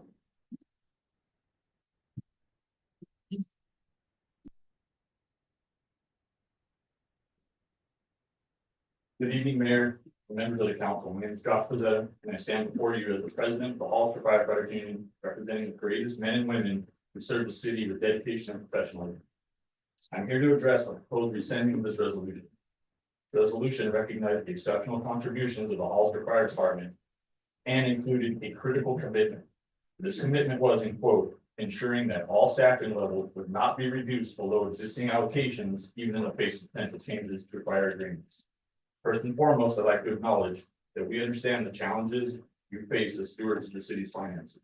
Fiscal responsibility is important, and we appreciate your weight, all the weight of those decisions. However, rescinding this resolution sends a concerning message, one that compromises public safety and undermines the recognition and support our department has earned through the years of dedicated service. This resolution is more than symbolic. It's a testament to the council's commitment to the safety and well-being of our residents. It acknowledges the critical role our department plays in protecting lives and property, responding to emergencies, and ensuring preparedness in the face of disaster. Reducing the staffing is not a decision that can be made lightly. The Hollister Fire Department operates an all-risk department handling fire suppression, medical aids, hazmat response, and specialized rescue. Any decrease in staffing directly impacts our response times and the quality of service that we can provide. This is the service that the community expects and deserves. We understand that the city is currently working without completed financial audits. As stated in the staff report, but fiscal uncertainty should not come at the expense of public safety. Decisions about staffing, resource allocations should be made with clear, comprehensive financial data, not preemptively through rescinding a resolution that provides stability to an essential service. We urge the council to reconsider this rescinding this resolution. Instead, we ask that you reaffirm your commitment to the public safety and to the dedicated firefighters who risk their lives for the city every day. Let us work together to find solutions that balance the unwavering priority of protecting our community. Public safety is not a line item. Public safety is a promise that this council made to the people of Hollister when we passed this resolution. Let's not break that promise today. Thank you. Thank you, Mr. Becerra. The next, Next speaker. the next public speaker is Courtney Farinello, to be followed by Mia Casey. Thank you. My name is Courtney Carnello, and I'm the proud wife of Captain Don Carnello, who has dedicated over 25 years of serving our community as a firefighter here in Hollister. I also am a fifth generation resident here. As a spouse of a firefighter, I have seen firsthand the unwavering dedication, sacrifice, and courage that our loved ones exhibit every day. They put their lives on the line to protect our community, and they deserve our respect and appreciation. More importantly, they deserve to have their voices heard. Regarding the ongoing discussions about the rescinding of the resolution of the 2024-170. Today, I want to draw your attention to a troubling issue pertaining to the minimal staffing that we have here leading to mandatory overtime. This is not simply a scheduling challenge. It significantly impacts the emotional, physical, and psychological well-being of our firefighters and their families. While we all understand that emergencies don't adhere to a convenient schedule, the burden of mandatory overtime is taking its toll that is hard to ignore. Many of us as spouses have demanding jobs ourselves. When our partners are forced to work additional hours without prior notice, it disrupts our lives in profound ways. Many times these men go to work knowing that they will likely be mandatory to stay for their entire shift, sometimes 5 to 7 days, sometimes longer. This is not just a lack of a work-life balance, this is a crisis that threatens family structure. So I ask, how do you plan to support the mental health and well-being of the firefighters who will bear an even greater workload due to potential layoffs? Have you considered the financial and emotional toll this decision will have on the families affected and their commitment to their role? For many firefighters, this profession is simply not a job. It's a profound career choice, often made later in life, sometimes in their 30s and their 40s. And they leave established careers to serve the city of Hollister. Some have just completed probation. Imagine the stress of starting fresh and worrying about that job security as well. We must also address the impending wave of retirements. With around 7 firefighters set to retire in the next few years and several more on medical leave, how do we ensure adequate coverage? If layoff decisions are made, how will that impact overtime costs? Will reducing the numbers of firefighters genuinely save money when those remaining are forced to work overtime at elevated rates? Reality is firefighting is an incredibly demanding job. Increased stress and burnout can lead to the higher turnover rates, additional training expenses, and even disability claims. The stress affects performance during critical incidences, especially in a rapid growing city like Hollister. Are you prepared to explain to our residents why their safety could be compromised? What alternatives to layoff have been considered? And if layoffs proceed, what steps would be taken to restore staffing levels in the future? How can we ensure to our communities how can we ensure that our communities are safe if our firefighters can't perform at their best? The next public speaker is Mia Casey, to be followed by Carol Lenore.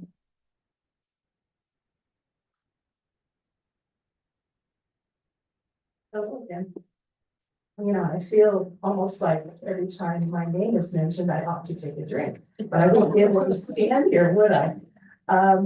So I'm just here today because I want to honor and support our firefighters. Frankly, I'm appalled that Councilmember Resendez has this effort to rescind the resolution. Our first responders should be their first priority. Their jobs should not be at risk. The grand jury on 2 separate occasions cited the fire department as being understaffed. And with everything going on in California with the fires, this is just not the time to play political games with firefighters' lives. In case the rest of this council is not aware, The reason this resolution came about was because of irresponsible remarks in the news made by Councilmember Resendez, who told people that the city was going bankrupt and firefighters were going to be laid off. These were not true statements. There had been no discussions of laying off firefighters. However, the awful remarks had repercussions among the firefighters who felt uncertain that they had jobs going forward. And many of the newer ones had begun to look for jobs elsewhere. The resolution was created to honor, reassure, and protect our firefighters and alleviate those concerns and to keep firefighters here. You know, firefighters are in high demand. It is hard to hire for them. And the city makes a big investment in them in training. We don't want them to be leaving. So this resolution allayed those fears and firefighters did not leave. But now this is being stirred up again by the same council member trying to overturn the resolution and put firefighters at risk. There's only one reason to do this, and that's if you're planning to cut staff. And once again, the firefighters must be worried about their jobs, and we may see more of them leave, which is going to leave us all at risk. You know, these are people. They shouldn't be political pawns. This is just wrong. So I hope that the council is going to support our firefighters and protect their jobs. I recall a lot of talk about listening to the will of the people. Well, I think that there are people here, they don't want to see firefighters in jeopardy. They don't want this resolution overturned. I'm hoping that they're going to listen to them. Thank you. Thank you, Ms. Bishop. The next public speaker is Carol Lenore, to be followed by Amy Bird. Good evening, Mayor and council. I've been with this city a long time. I'm very familiar with the fire department, past, present. The fire department's very beloved in this community. I gotta tell you, if you get in a pushing match with this fire department, you won't sit there very long. I'm not kidding you. The people love these guys. And I know that you're gonna need to show a little more respect for them, because it could go all kinds of sideways on you. You know, this department has been through a lot. Doggone tried to merge it with the kind of fire and police back in the day of Carlos Rodriguez. You know, but hey, look who's still standing. The fire department guys, the ones that we call. The management comes and goes, comes and goes, comes and goes, but these guys are still here. You gotta show that respect. Yeah, I know you have a budget, and they're over on their overtime. I harped about that when I was up there. I'd like to see that improve, but you sure don't fix it by letting fire, no. By the way, maybe you need an accounting of what it takes to fully train one of these firemen to be really, really good at their job. Some of them come in the academy, you know, they don't know that much. We send them to training, conferences. We buy them uniforms, we buy them equipment. We do a lot of things. So just to flippantly say, oh, we can't fund you. No, find a way to fund them and show them respect, because like I said, push comes to shove, you won't win that battle. Thank you. The next public speaker is Amy Bird, to be followed by Terry Clark.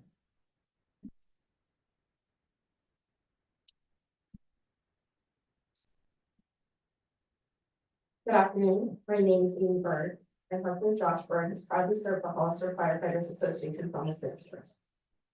His passion for the community runs so deep that 4 years ago, we decided to make the move to Hollister and make this our home. This is where we welcomed our 2 sons and began raising our family. Josh has given his heart and soul to this department, as every other member here has. Today, I speak to you because the decision before this council could have devastating consequences. From a practical perspective, there isn't even the capacity to properly staff engines if there is a reduction in workforce, which will lead to a steep increase in overtime costs, more so than there already is, and potential straight brownouts, causing an inability to keep our community safe. These firefighters are already stretched to their limits, often working 5 to 7 days in a row. This is an immense strain to their health, both mental and physical, but also to their support systems, many of which are young families, my situation included. To consider rescinding an accommodation that not only honors their dedication and sacrifice, but also protects their livelihood, and doing so amidst the uncertainty of the fire contract that ends this year, feels not only disheartening, but also disrespectful to the people who spend their lives keeping you and your loved ones safe. I ask each of you to look around this room. See the faces of these firefighters, their partners, their children. Many of them grew up here in Hollister. They've chosen to invest their life in this community, striving to make it safer and stronger. By rescinding this foundation, you risk undermining their sacrifice and placing unnecessary hardships on these families. If there is no good faith agreement out this contract at the end of the year, what happens then? I urge you to deeply consider the weight of your decisions. If this goes through and the contract remains unresolved, I fear for the safety of the community. We will answer the call in an emergency when those tasked to keep us safe are no longer here. Thank you for your time and for reflecting on the real life impact of this bill. Thank you, Ms. Flynn. Our next speaker is Terry Clark, to be followed by Jeff Bernici. Hello again. I'm gonna be a thorn in your guys' butts. Yeah, along with the county. Look at everybody in this room right now. We all got budgets. I'm sick of hearing budgets. You guys gotta meet a certain budget and all that. The bottom line, the money to be put aside for all these guys right here. All the cops, the sheriff department, and everything else. You guys can cut a whole lot of other programs that are worthless in the city and the county. That could take care of these guys forever. I mean, look at Mark Zuckerberg. He took tampons out of the boys' bathroom. There's a cut right there. I mean, we could do a whole lot of things, and it's time you guys start doing it. Because like she said, Carol. Carol Lenore. Yeah, Carol Lenore. If it's not done, I guarantee you, I'll round up as many people as I can possibly in the city and the county. And we're gonna go back to a Western days. It's gonna get done. They're gonna get paid. They're gonna have a job. They're not gonna worry about getting laid off or what they're gonna do with their wives or their children. It's time to stop it. Let's fund these guys and get it done. Thanks. Thank you, Ms. Flynn. Next. The next public speaker is Jeff Bernici.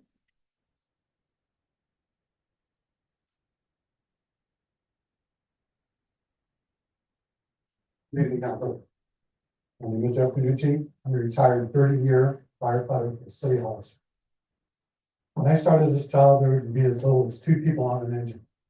One to drive the engine and run the pump that supplied water, and for me to go in by myself. I doubt you want to go to that again. Even if you lose the contract, you only have enough firefighters to staff 3 pieces of equipment, which you're going to need, because around December, you're going to get a multi-million-dollar ladder truck. It should not be cross-staffed, which means you jump from one to the other at the time of the call. That's dangerous to do. So to think that you want to, and I'm sorry, I didn't write anything down. I just to think I have time on because all these people know I talk too much.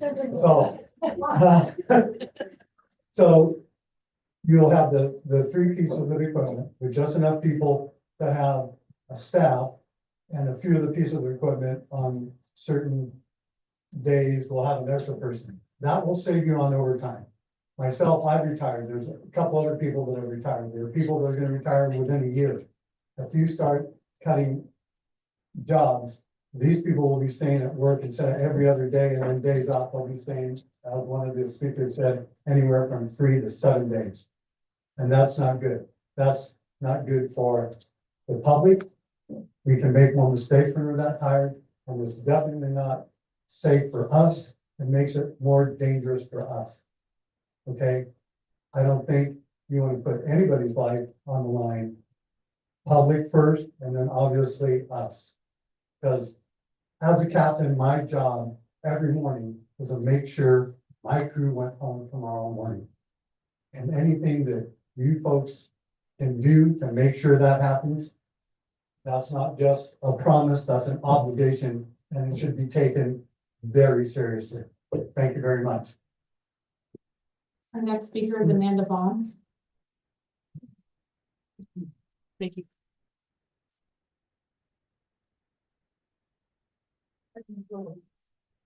I just wanted to talk about some of the statements here. Rudy said, let's figure this out. I hope we do. I think the community feels like this is fast too. I hope it's being on the docket quickly because it's a quick priority to set at the top of your list. I think it is. We're stepping off the 270 in good faith. 911, the fire department is what happens. when your prayers are answered. We cannot depend on the good. We need action. Everyone died. Every 911 call is answered, not every prayer. I know we have fire and taxis. We'd love to know how much it is and where does it go. And I'd like to know why we don't have a fire advisory council anymore. When we speak about other fire models, about other options, what are we speaking about? I think we know CAL FIRE taking over these services, and it's removing a layer of protection. We have federal, we have state, we have local government. Here in San Benito, there is no San Benito County Fire that we can rely on. We're already working behind the ball. They're figured all over these roads. We know the roads are a problem. We all agree on that. However, we cannot say that we're gonna have mutual aid. We don't even have enough road for our fire engines to get around the citizens now. There's nowhere for us to pull over. Job uncertainties also affect retention. Retention means that you have people that are ready to go, experienced, and know how to handle with what we have, which is less than everyone else in the area. Now we're gonna be spending more money for less firefighters and more training. Yeah, we have a deficit. It impacts all of our services. I'd like to know what services are more important than safety. None for me. Is there any movement for an audit? I'm sorry I missed a little bit of this. I had an emergency. My baby had to eat and I'm the only one. So we also talked about reserve, volunteer, and fortunately 10 years ago, hiring was different. People wanted to be on volunteer. Nowadays, those people are hired. We have tried it in the past. It has failed. We want to do it. The applicants are not there. And then one last thing. I hear a lot of people saying fire guys and gentlemen. Us ladies fight fire too, and we do it damn well.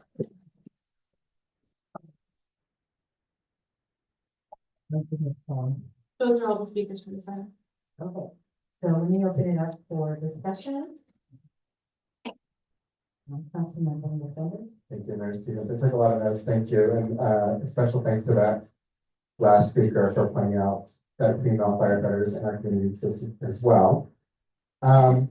So I just want to say again, thank you all that came out here, to the firefighters, to your families, to your children that took the time out of your day to come out here. I took a lot of notes because I think that we really need to work together to figure this out. I am opposed to bringing CAL FIRE here. I am dedicated to working with the department to figure this out. We've got to be realistic about our situation. We are no longer talking about laying off firefighters. That was just resolved with taking the 270 off the table, and I hope that you see and hear that message loud and clear. This is about making sure that it's fair for all departments. Again, the police department, the planning department, the Parks and Recs department. We've got to be fair to every department within the city. So that's what this is about now. I think, again, like I said, the next steps are that we really have to work together let's be clear, we are facing a financial crisis. 2 years ago, we were at $14 million in reserves. We are now headed towards the negative because of overspending. That is a fact. We're going to talk more about that. And it is our job to clean up the financial mess left behind by this old council. And we are prioritizing, at least I think the mayor is, getting this issue tackled first. So I take all those comments very seriously, and I hope that you see that this is something we're going to do and hit the ground running. Yeah, we're going to do this again. We're going to do this together. We're no longer talking about layoffs, and I want to sincerely thank the mayor, Roxanne Stevens, for prioritizing taking the 270 off the table to send a message out to you, to the community members, that we're going to get through this together, but we are going to need your help. So continue the conversations. Please reach out to us, call us, educate us, and let's spend the time figuring this out for our community, to give good service to them, and to be fiscally responsible to the taxpaying citizens of Hollister, okay? I look forward to it. Thank you so much. Thank you, Councilmember Sands. Councilmember Morales. Yes, not in favor of this resolution. I stand with our firefighters. And I think our community should speak up and say, unless we have an agreement with the county to make sure that they're covering their fair share, that we should hold on to this resolution, because that creates some level, not only the acknowledgement, but the respect, and at least some level of assurance that they're not gonna be laid off. There's a lot of things that that the city can do, like obtain funding, there's a secret grant, there's, we can work with our legislators to bring in additional money, but we also need to make sure that something is done with the county. Other than that, you know, there is no other assurance for our firefighters. Otherwise, what's the point? You're flipping a coin, to see whether you're gonna have a job today or tomorrow, and there is no certainty. So with the council's previous motion, you know, I am gonna stand with the firefighters and not support, getting rid of this resolution. Thank you, Councilman Morales, sorry about that. Other comments? Councilman Yeah, I Fisher? have some comments. Everybody in here knows how important firefighters are, myself included. A couple of years ago, somebody lit one of my cars on fire. It wasn't dear to me, torched it, but it almost took the house. Hollister Fire Department saved the day, put out the car fire, and this kid torched. I mean, there was something going on. He torched Shane, Shees, Munzers, I think that was affected. Hollister Fire put out these fires. And I potentially owe my life to Hollister Fire, like you guys possibly, because I was wrapped out. I probably saved my life. I'm a deep sleeper. The car was on fire. I'm talking in complaints. So the last thing I want to do is reduce headcount for, you know, people who have saved my life, right? I'm sitting up here though, uncomfortable in my own skin, because when you take a role like this, you start becoming steeped in information that you just don't really look at on a day-to-day basis. I used to think it was almost fun to give the last city council a little bit of a ribbon, a little bit of a hard time, and do it in a way that would almost get Rick to giggle a little bit, you know what I mean? But when you get up here and you start reading all this stuff and you are making decisions that are as challenging as they are, oh man, I didn't think I had the hair to lose, but apparently I'm gonna lose some additional hairs. I'm losing it, right? In all seriousness though, this is super serious. We definitely need to work with the county to get this done. Extending the time frame to get the contract accomplished gives me a little bit of a sigh of relief. I am a big, like, fairness type of a person. And I just wonder what other departments. I worked in the private sector and it was like ebbs and flows of money coming in and going out, and it's really tough. In this decision, I'm looking at it, and if you have a job requisition that you can't reduce even a head count for a person that's not in the role, it's really challenging to even remove that. It's a challenge for me. I want to ask city staff, are there any other municipalities that have this, like, no termination clause in existence anywhere? Is this standard practice for any city in the state of California? My knowledge, I haven't seen a resolution like this, but I have perused every city available under it, so. So clearly, when I go into the police department and they have a sign on the wall that says that they're understaffed and they're working super hard. They clearly don't have this privilege. So we can go down the gamut. Animal control doesn't have this. You guys, we need to go through this contract negotiation with every single tool at our disposal. It's been challenging to get the county to go. They're getting a good deal. I don't blame them. It's been challenging to get them to come to the table. the last thing I want to do is reduce the headcount of the fire department to potentially save my life, knowing what's going on down there in LA. And how much I have a hard time because the decisions that politicians made were supposed to be leaders that were warned that this could potentially happen. That went down. Big old fire in Monterey. I don't know how many times that thing's gone up, these battery banks. Then that one out in San Felipe. I keep thinking about my own house. The last thing I want is to reduce headcount of any of our essential services, and firefighters are probably the number one guys and gals that I look up to, always have ever since I was a little kid. When you sit up here though, you guys, you gotta make some tough calls, man, and it makes me real uncomfortable.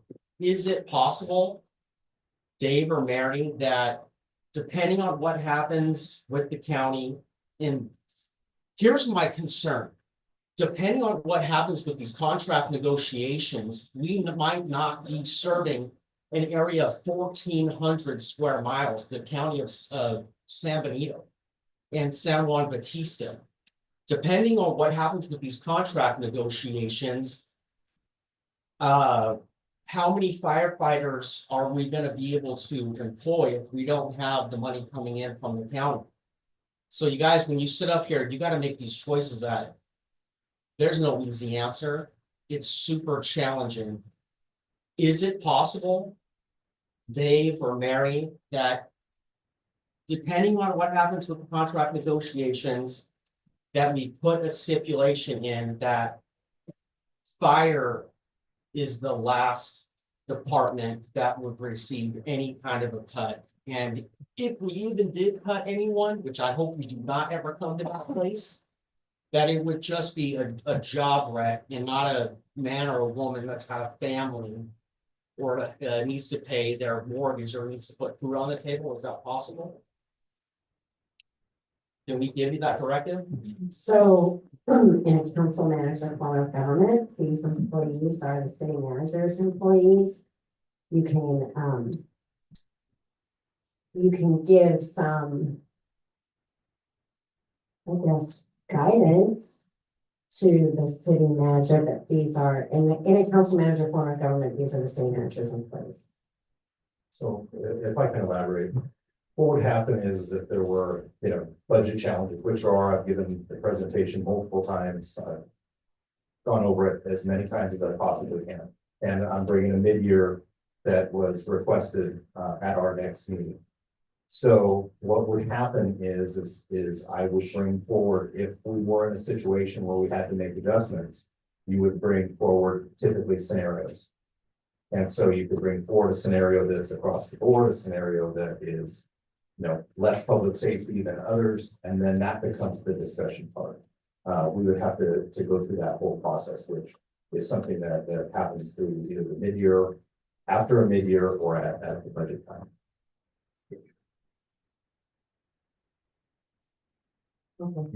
And so one thing to understand, your outside of some CFD funding, typically general fund is what funds your public safety. That's your discretionary fund, your parks and rec, your planning, all your administration, those types of things, your water, your sewer, your airport staff, those are out of enterprise funds, which are those as standalone businesses that are supposed to be completely self-sufficient.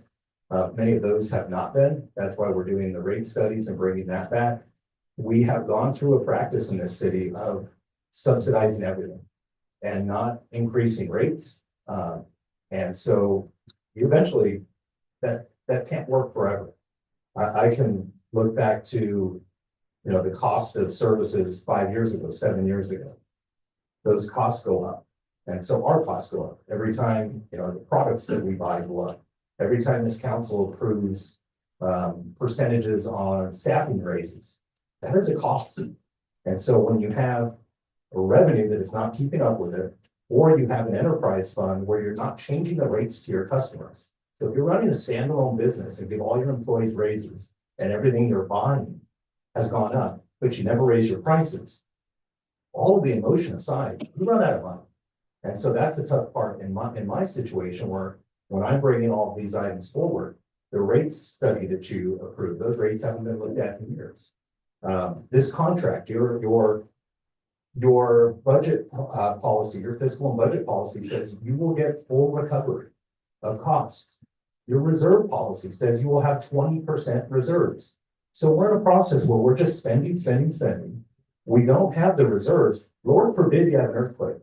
Lord forbid you need to actually spend some money and pull from those reserves. So I know those are tough conversations, but you eventually, if you just keep drawing from your savings eventually runs out. With those costs, personnel on public safety, which is fire, police, and animal control, roughly 70% of your general fund, right there. Overall, of your personnel costs. Overall, 55 to 60%, you know, things, you have budget adjustments throughout the year of overall of those costs. We do try to leverage those funds. You had a speaker talk about impact fees. You had another speaker talk about the tiller truck that we purchased. The down payment on that tiller truck is through impact fees. Impact fees cannot pay for staff. Impact fees pay for items that you've studied in your fee study. We can't just say that would be great, let's buy this with impact fees. You can't do that. The impact fees are the impact of development proportionately. So we are using those fees, but ultimately we would bring back scenarios based on you know, what the trends are, what revenue is looking like, how revenue is trending, all of that. We would bring that forward as a result of mid-year. We'll talk about that at mid-year, how things are trending, and then take direction from the council. So you can put together different scenarios of what that would look like, and we can have that discussion. Okay, thank you for that, Councilman Fisher. I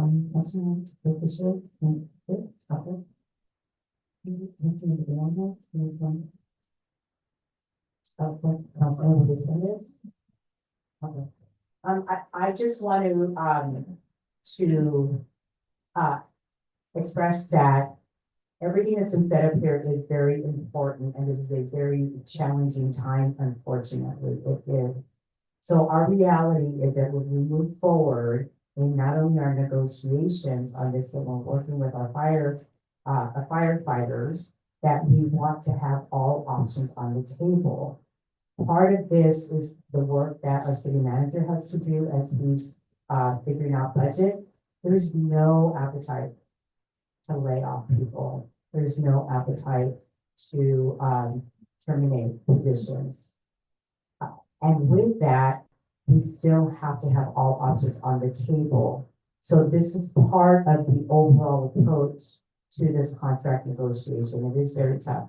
The commitment is to work closely with our county partners and with our fire service partners. Fire service, police, all first responders are the priority of this department. The good faith that I mentioned earlier is that we stop coming at each other as if we are enemies, because we are not. We all live in this community, county, city, regardless of the cities that we're in. Our firefighters, our police, and our other city employees, we have to move forward on this together. That's the good faith that we need. And that's my commitment as we move forward on this. The decisions may be tough, and I think that there are a lot of options on the table that we have room to discuss. And then there are some fiscal realities that we have to address. Unfortunately, the cost of overspending is later. You have to make some difficult budget decisions. That does not mean that we will be laying off or terminating. It does mean, however, that we need to have all options on the table as we move forward on these contract negotiations. So I appreciate the concern and just know my commitment that I've listened to all of you, and we will be moving forward in good faith as one community with a new council, with new leadership at the board. And that is our commitment to all of you, so that we stay safe and so that we support our firefighters and all of our first responders in the best way possible, as well as understand the commitment that our city manager makes to the city and his fiscal responsibilities. So that is part of the decision to send this resolution. Councilman DeSantis. Thank you, Mayor Stevens. So I'm prepared to make a motion, but just one quick reminder, get ready to go through your roll call, Ms. Fahita. We are in this together. Do not fall victim to political rhetoric and people taking advantage of the situation. If all of those promises were true, if all of that talk was true, why was this not addressed in the last 2 years? You have to give the new mayor credit where credit is due. She brought it on the second meeting. She's already met with the ad hoc. We're extending a hand to our firefighters by taking the 270 off the table. Please work with us, partner with us. Let's get this done together. Have faith in the new mayor and the new council. And on that note, I'll move that we adopt the resolution rescinding the city council resolution number 2024-170. Thank you. We have a second. I'll second it. Let's see, roll call vote. Councilmember Shay, It's with a heavy heart. I vote aye. Councilmember Resendez, Hi. Councilmember Morales, No. Councilmember Deanda. Aye. Mayor Stevens. Yes, Motion passes 4-1 with Councilmember Morales opposing. thank you. Thank you, Dolores. Thank you. Thank you.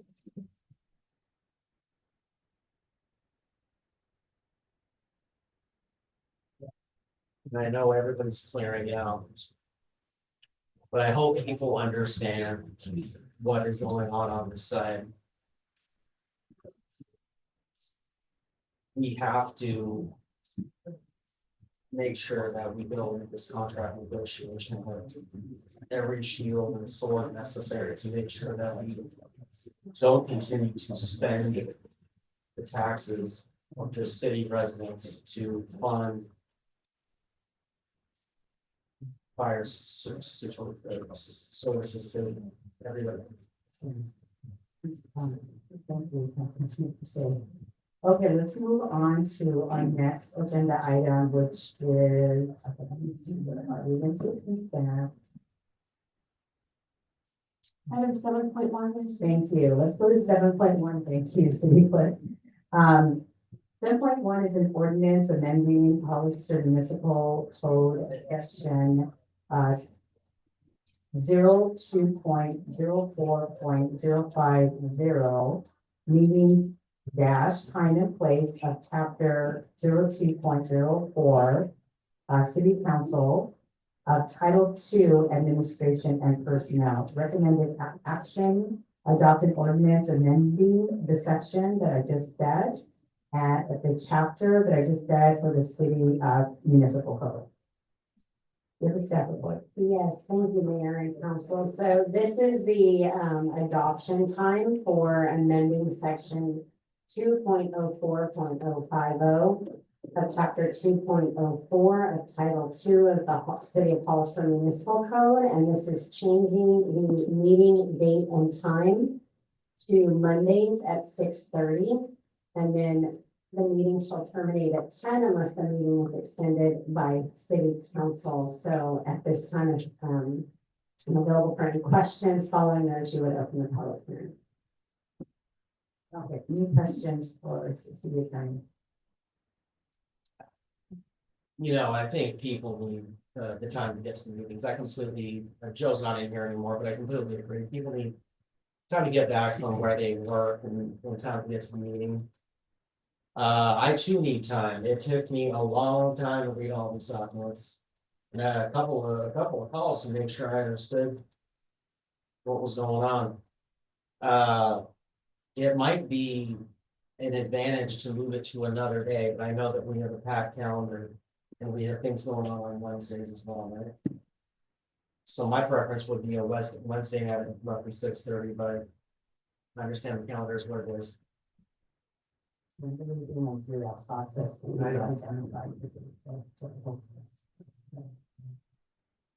Other questions or comments, Councilman Resendez? Thank you. We have talked, can you explain to me again about the first thing of the meeting? First and second, I'm sorry. Right, so now it's introduction and adoption, so you had the introduction at the last council meeting. It's required to have a public hearing with an ordinance revision, so that's why you're having a public hearing tonight for adoption. If council moves to adopt, it would go into effect 30 days from tonight. Perfect. And just to clarify, the last meeting was a special, so that's why it's the public hearing tonight. This is And that's I actually think that's what required it's with, like, yes. yeah, second, with adoptions and ordinances need to occur at a regular meeting. Okay, perfect. Yeah, I'd like to hear from public comment, and if not, I'm prepared to make a motion. Or, do you have it in your time? Council member Tianda? No. Okay, let's move forward to public comment. There are no public comments for this one. I just want to state that you are opening the public hearing for this item. Okay, thank you. So what would the council like to do? Yeah, so Mayor, if you could now close the public hearing. Oh, we're closing the public hearing, thank you for that. And, Councilmember Sanders? Thank you. I'll move that we adopt an ordinance amending Hollister Municipal Code section 02.04.050, meetings, times, and place of chapter 02.04, City Council of the Title II Administration and Personnel. Want a second? I second. All in favor? Aye. All opposed? That passes 5-0, sorry. Thank you. Let's move on to, council business, the city, this is 8.1, the city of Hollister and the council of San Diego County of Governments, better known as San Diego COG, partnering on 2 grant applications for Caltrans funding. Thank you, Mayor Stevens. So tonight's action, we're recommending that you authorize the city of Hollister to be a co-sponsor with COG on 2 Caltrans grant applications. And these are planning grants, and we were approached by COG.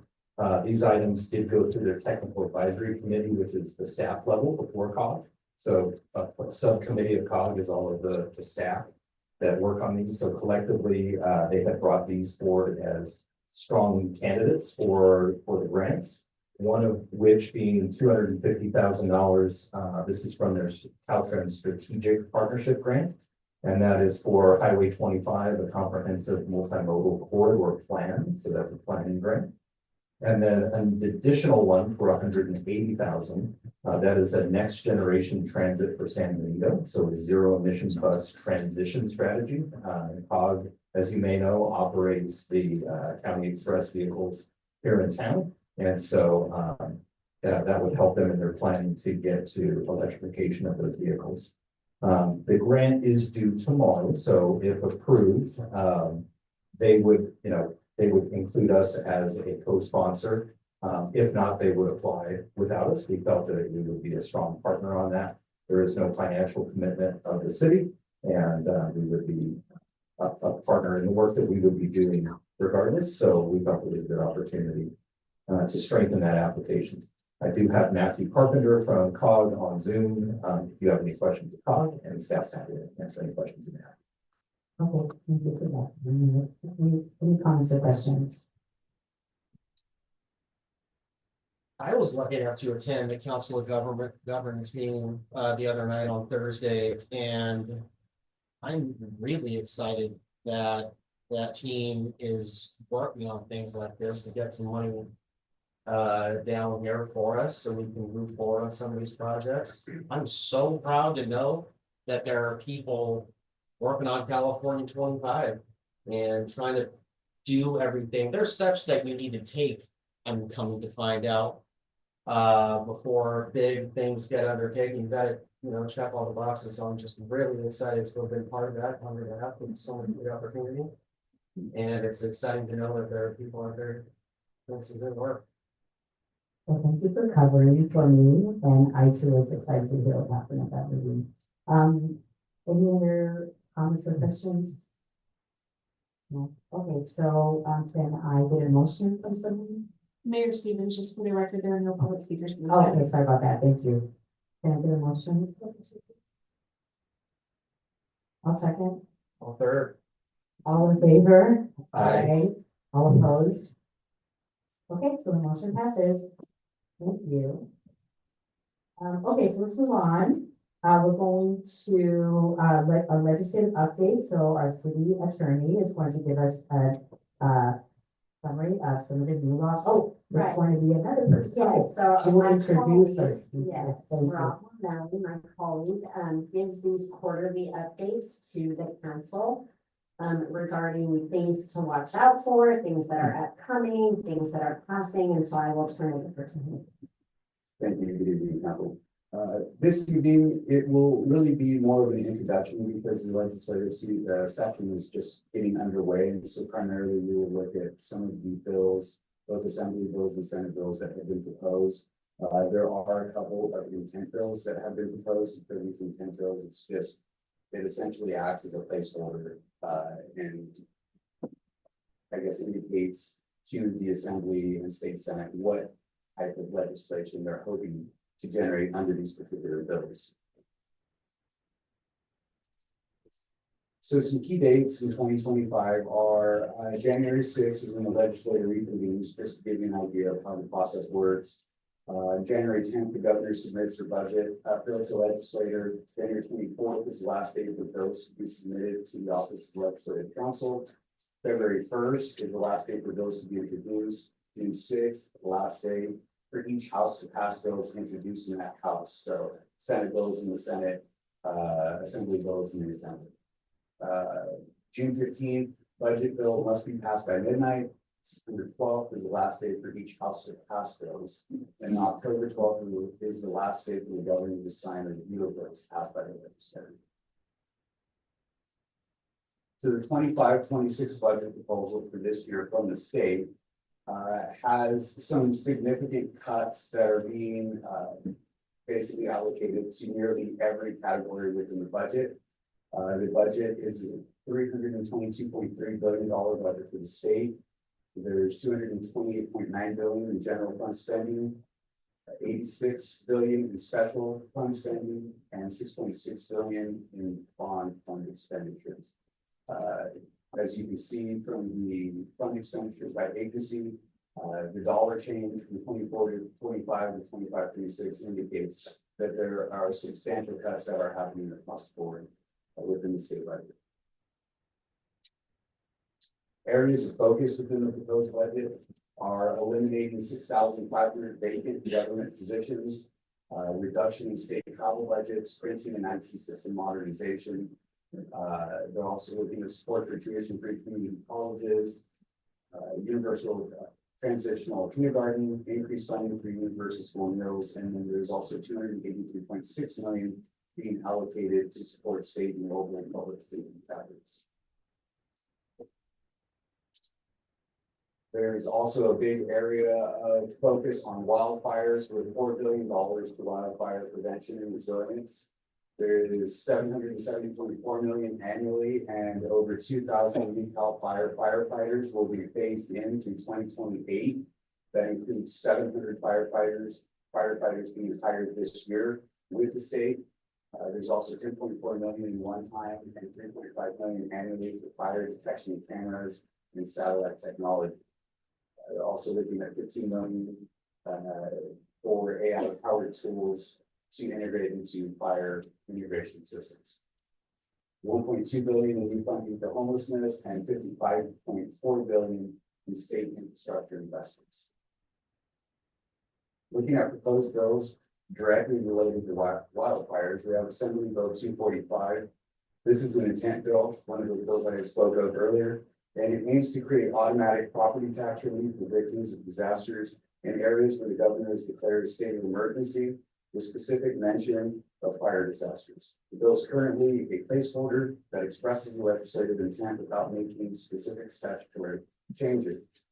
Essentially, what it is looking to do is to provide some type of property relief to those individuals who have lost their houses. Likely, there will be some type of property relief regarding the assessments of any new properties that are built after being lived in.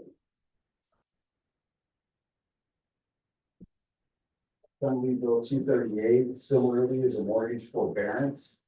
This establishes mortgage forbearance protections for borrowers affected by the January 2025 California wildfires in Los Angeles. The bill creates the Mortgage Deferment Act, which would allow borrowers experiencing financial hardship due to the wildfire disaster to request mortgage forbearance. It requires mortgage servicers to grant forbearance for up to 180 days with the possibility of a 180-day extension. It prohibits additional fees, penalties, or extra interest during this forbearance period. It bans foreclosure actions during the forbearance period, and it takes effect immediately as an urgency statute. This is similar to the COVID forbearance in as much as it doesn't negate the need to pay any mortgage payments during that 180 days. It will essentially tap those payments onto the end of whatever mortgage an individual is paying. And the bill does only apply to residential structures in California.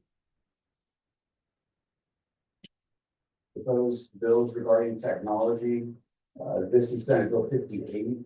This creates a partial sales and use tax exemption for certified data center facilities in California, reducing the tax rates to 2% for qualifying equipment purchases. It applies to data center equipment purchases starting in January 1, 2025. And it sets specific requirements for certification that include creating 20 qualifying jobs, a minimum of $200 million in investments, using skilled and trained workforce, and meeting renewable energy requirements. It does not, however, affect any type of revenue that's generated locally for cities. It will only affect the transactions and use tax revenue that goes to the city. Senate Bill 11 deals with AI false impersonation. It addresses several aspects of AI technology and synthetic content regulation that includes criminal impersonation. It clarifies that using AI generated synthetic content to impersonate others can constitute criminal false impersonation. It expands existing publicity rights law to include AI generated voices and likeness. It also will require consumer warnings, it will require AI companies to warn users about potential civil and criminal liability by December 2026. And then it will also require the courts to develop rules for handling AI generated evidence. This is becoming more and more problematic as AI is being utilized through various different aspects, both in the public and privately. Some of the things that they've seen is potentially being used as individual cities have been scammed, entities have been scammed using AI, believing that it was a particular person, sending them money for payment for a system that they may have. So this is definitely something to be aware of. We also have Assembly Bill 222, which is a data center energy usage bill, and it establishes new requirements for data centers and AI model developers regarding their energy usage. The creation of AI models, running all of the servers, developing all of the software actually consumes a large amount of energy. And so this is not going to require them to provide that data energy. Regarding land use and development, Senate Bill 9 will prohibit a local agency from imposing an owner occupant requirement for proposed or existing accessory dwelling units. The city currently does not have an owner occupant requirement for ADUs. However, if this all were to go into effect, it would prevent the city from being able to implement any type of owner occupant requirements for these ADUs. It removes the ability for local agencies to require that provision. It maintains the existing ADU provisions and parking requirement exemptions, and it preserves local authority to require a minimum 30-day rentals. Assembly Bill 87, this is another intent bill that aims to clarify that California's density bonus law should only apply to purely residential projects, specifically excluding projects that include visitors, serving, and uses. The bill notably is brief. It only expresses the legislative intent without making any specific statutory changes. While the bill doesn't define the term visitor, serving, and uses, they typically include hotels, motels, short-term rentals, tourist attractions, retail spaces, restaurants, and commercial recreation facilities. How this would affect mixed-use developments isn't exactly known, and so there would need to be additional clarification as this bill started moving forward to determine how this would affect mixed use developments and the density bonus for which developers could apply. Assembly Bill 76 is surplus land. What this does is it modifies the surplus land act requirements for exempt surplus land in sectional planning areas requiring affordable housing. So it changes how the 25% affordable housing requirement is calculated by excluding units designated for students, faculty, or staff. It continues to maintain the density requirements of 10 units per acre requirement and clarifies that the density calculation includes all housing, including units for students, faculty, and staff. Sectional planning area is essentially, it's identified planning units that share common services, facilities, have strong term community, and integrated patterns of land use circulation and landscape planning. Moving to Senate Bill 48, this discusses immigration and access to schools, a federal immigration agency. It strengthens protections for students and families regarding immigration enforcement at and near schools by prohibiting schools from granting immigration and customs enforcement or other federal immigration officials campus access without a judicial warrant. It prohibits sharing student and family educational records or information without a judicial warrant. And it also prohibits local law enforcement from collaborating with immigration authorities within 1 mile of schools. There is one case law update that is notable, and this is regarding the CPRA and police records. In this instance, typically police records are sealed and they're confidential personnel records that require a pitcher's motion or a court order in order to be unsealed or reviewed. In this case, there have been exceptions that have been made under SB 1421 for certain police personnel records to become subject to the PRA. In this instance, the court agreed that those items were not able to be protected by issuance of a marking notice or by having some type of a protective order prohibiting the ability to share those. The court takeaway was that those were already open records under the CPRA, and therefore it also demonstrated that when it comes to the CPRA, the court's favor transparency.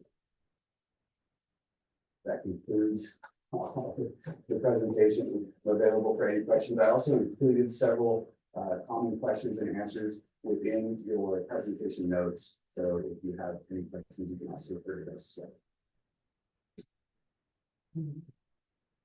Councilmember Morales.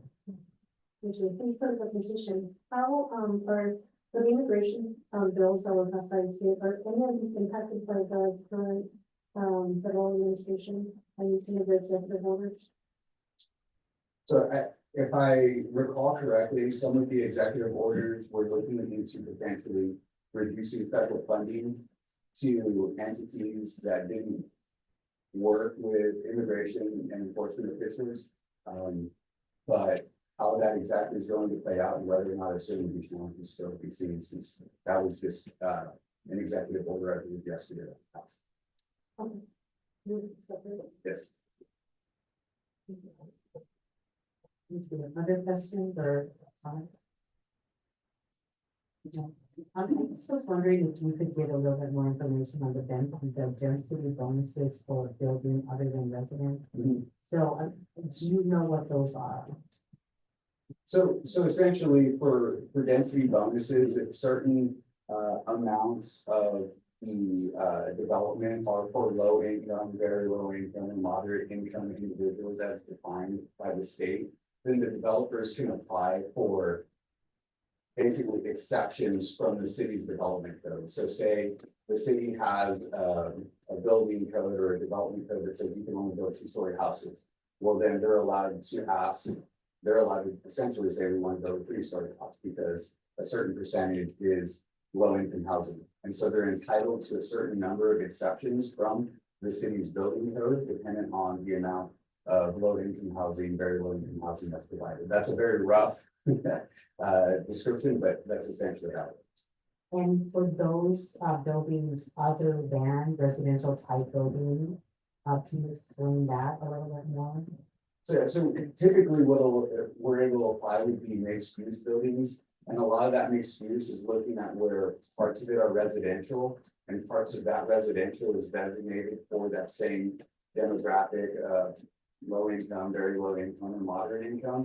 Then those individuals can also apply for density bonuses that relate to parking, setbacks, building height and that type of stuff. It doesn't typically apply to commercial buildings because there is no housing. in those. Okay, okay, thank you for that clarification. Okay, last, okay, thank you for the presentation, and I don't think there's an action on this at all, so we're gonna go ahead and move forward to the next item. And the next, thank you for that, Mr. Lemon.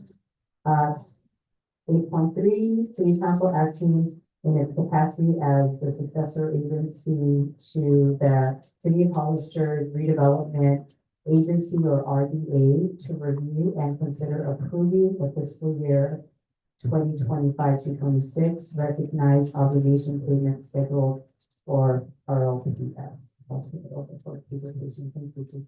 Thank you, Mayor. Casey Sorgan, the city's Administrative Services Director. I also serve as secretary to what is known as the Oversight Board to the RDA. Part of this, the council tonight and in your capacity as a successor agency is an administrative process. You're essentially being asked to adopt the budget for fiscal year 25-26 for that successor agency. So this item has been presented to the Oversight Board. It has been approved by the Oversight Board. And what this does is for our recognized obligations, essentially for our debt service and for our administrative costs to administer the winding down of the redevelopment agency.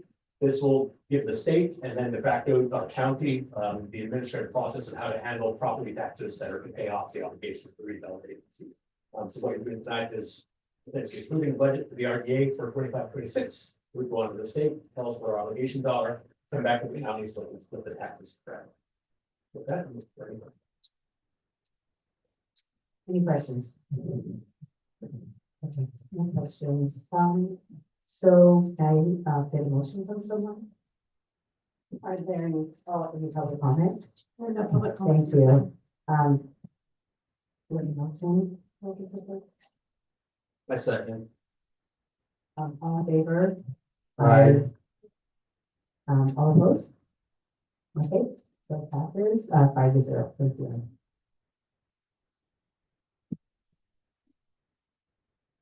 Okay, so we're moving on to item 9, informational reports.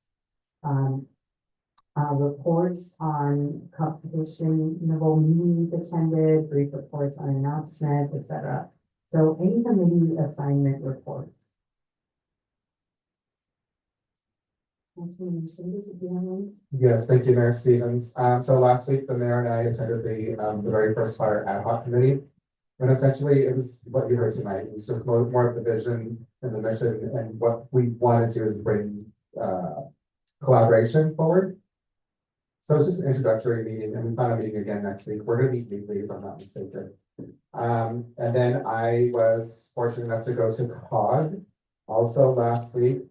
And again, they talked about one of the items there that was the 37 million up for grabs. And my question was gonna be, when was the deadline for that? And you answered that, so thank you, Dave. Yeah, and it was nice because we had all of the staff there from COG, which I've never seen before, to come introduce themselves to us, which was really nice. And then we also had Caltrans staff there. They could just answer questions that we had. And at the very end of the meeting, the new chair, who's Ignacio Velasquez, Director Ignacio Velasquez is the new chair. And Director Roxanne Stevens is elected as the vice chair. I don't know if you know that or not. All right. And the chair asked us just to go around and let the public know what our priorities were, and everybody said the same thing. Highway 25, Highway 25, Highway 25. And in private conversations, because the executive director spoke to us about what really happened the last couple of years. So that was enlightening, to say the least. And it gave me a better understanding where we're at. And when Caltrans was there, we had to speak to them. That gave us, again, like Councilmember Pache said, a more realistic picture of what we need to do to move forward. And the other thing was on how much we need to educate the public, be transparent with the public.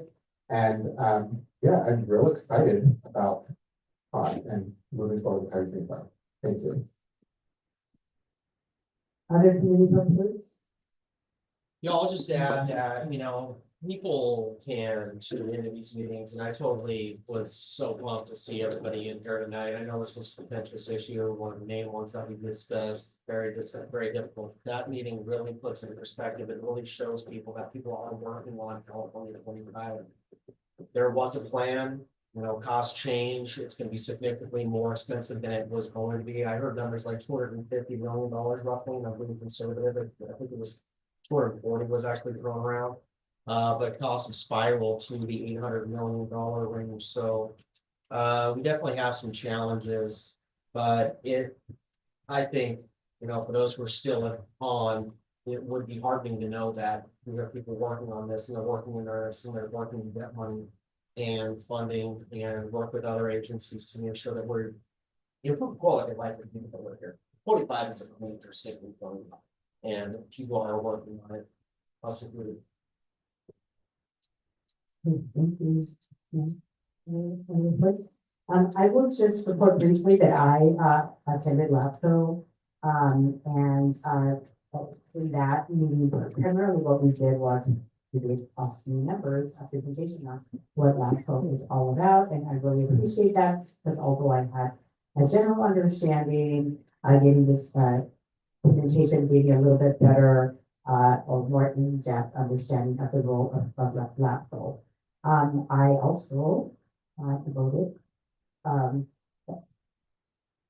no, that's not co-chair, it's so there's a chair and vice chair. Thank you for that word.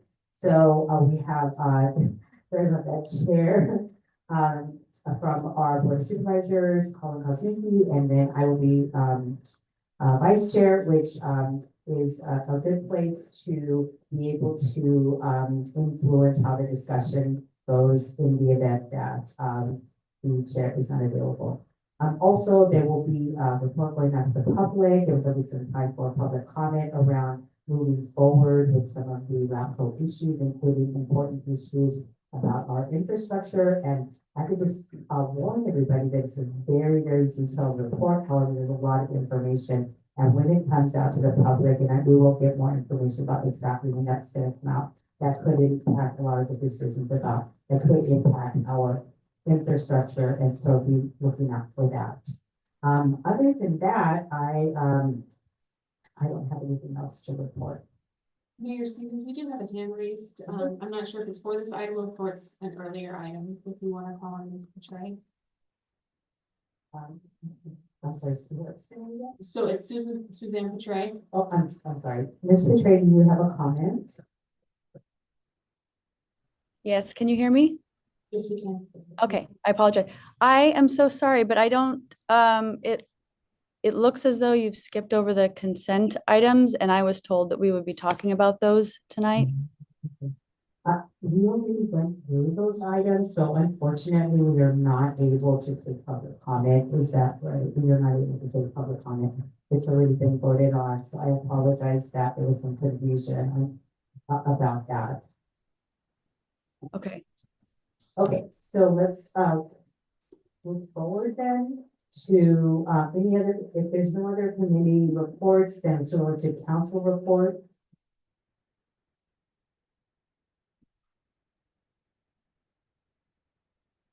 So we're going to receive our informational reports from City Council requests for future items.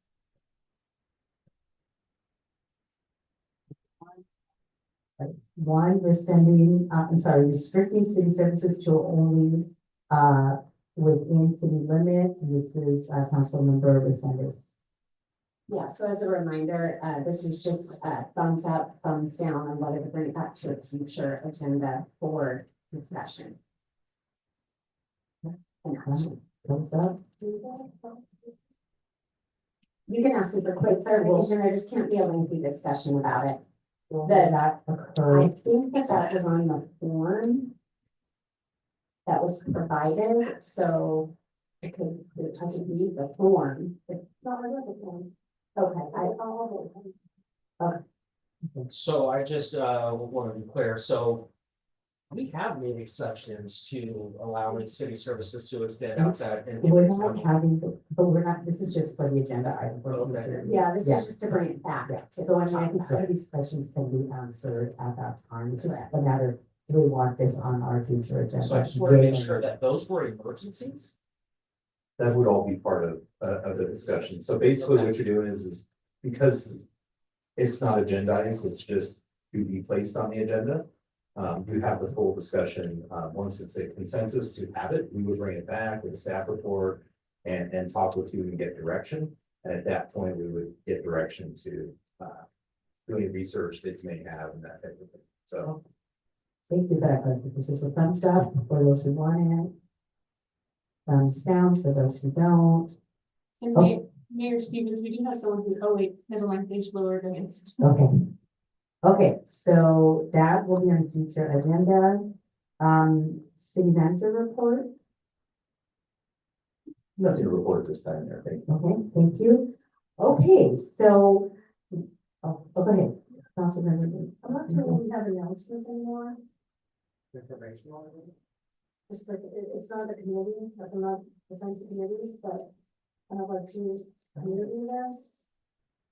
So I don't know where that goes. Go ahead. Yeah, go ahead and then we'll clarify that where it's supposed to be, and then go ahead and make your announcements. Thank you. Thank you. And then next time, something like. I just want to thank, our city manager, planning department, and all of our staff for helping, Little Tree community.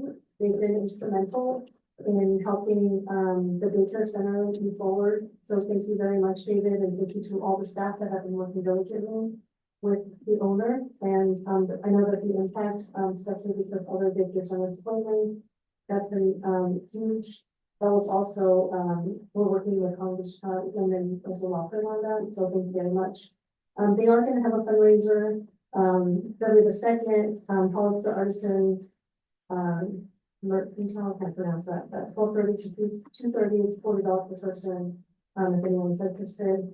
Also, community members, are getting together to support a fundraiser for Funeral, February the 8th. From 12 to 4 p.m. Thank you, Councilmember Morales. Let me just check if anybody else, other announcements, since that was not on our agenda. Okay. And Mayor Stevens, typically those in all of council, those reports are made prior to the agenda item requests. So you open up informational reports and those can be made and then any agenda item requests that have been submitted. Thank you. Okay, thank you. Okay, so we are going to go into closed session now, so we do have to clear the chambers for that. We're gonna take a break so that we are able to do that. Mayor, before we go into closed session, I'm required by the government code to read these aloud. Thank you.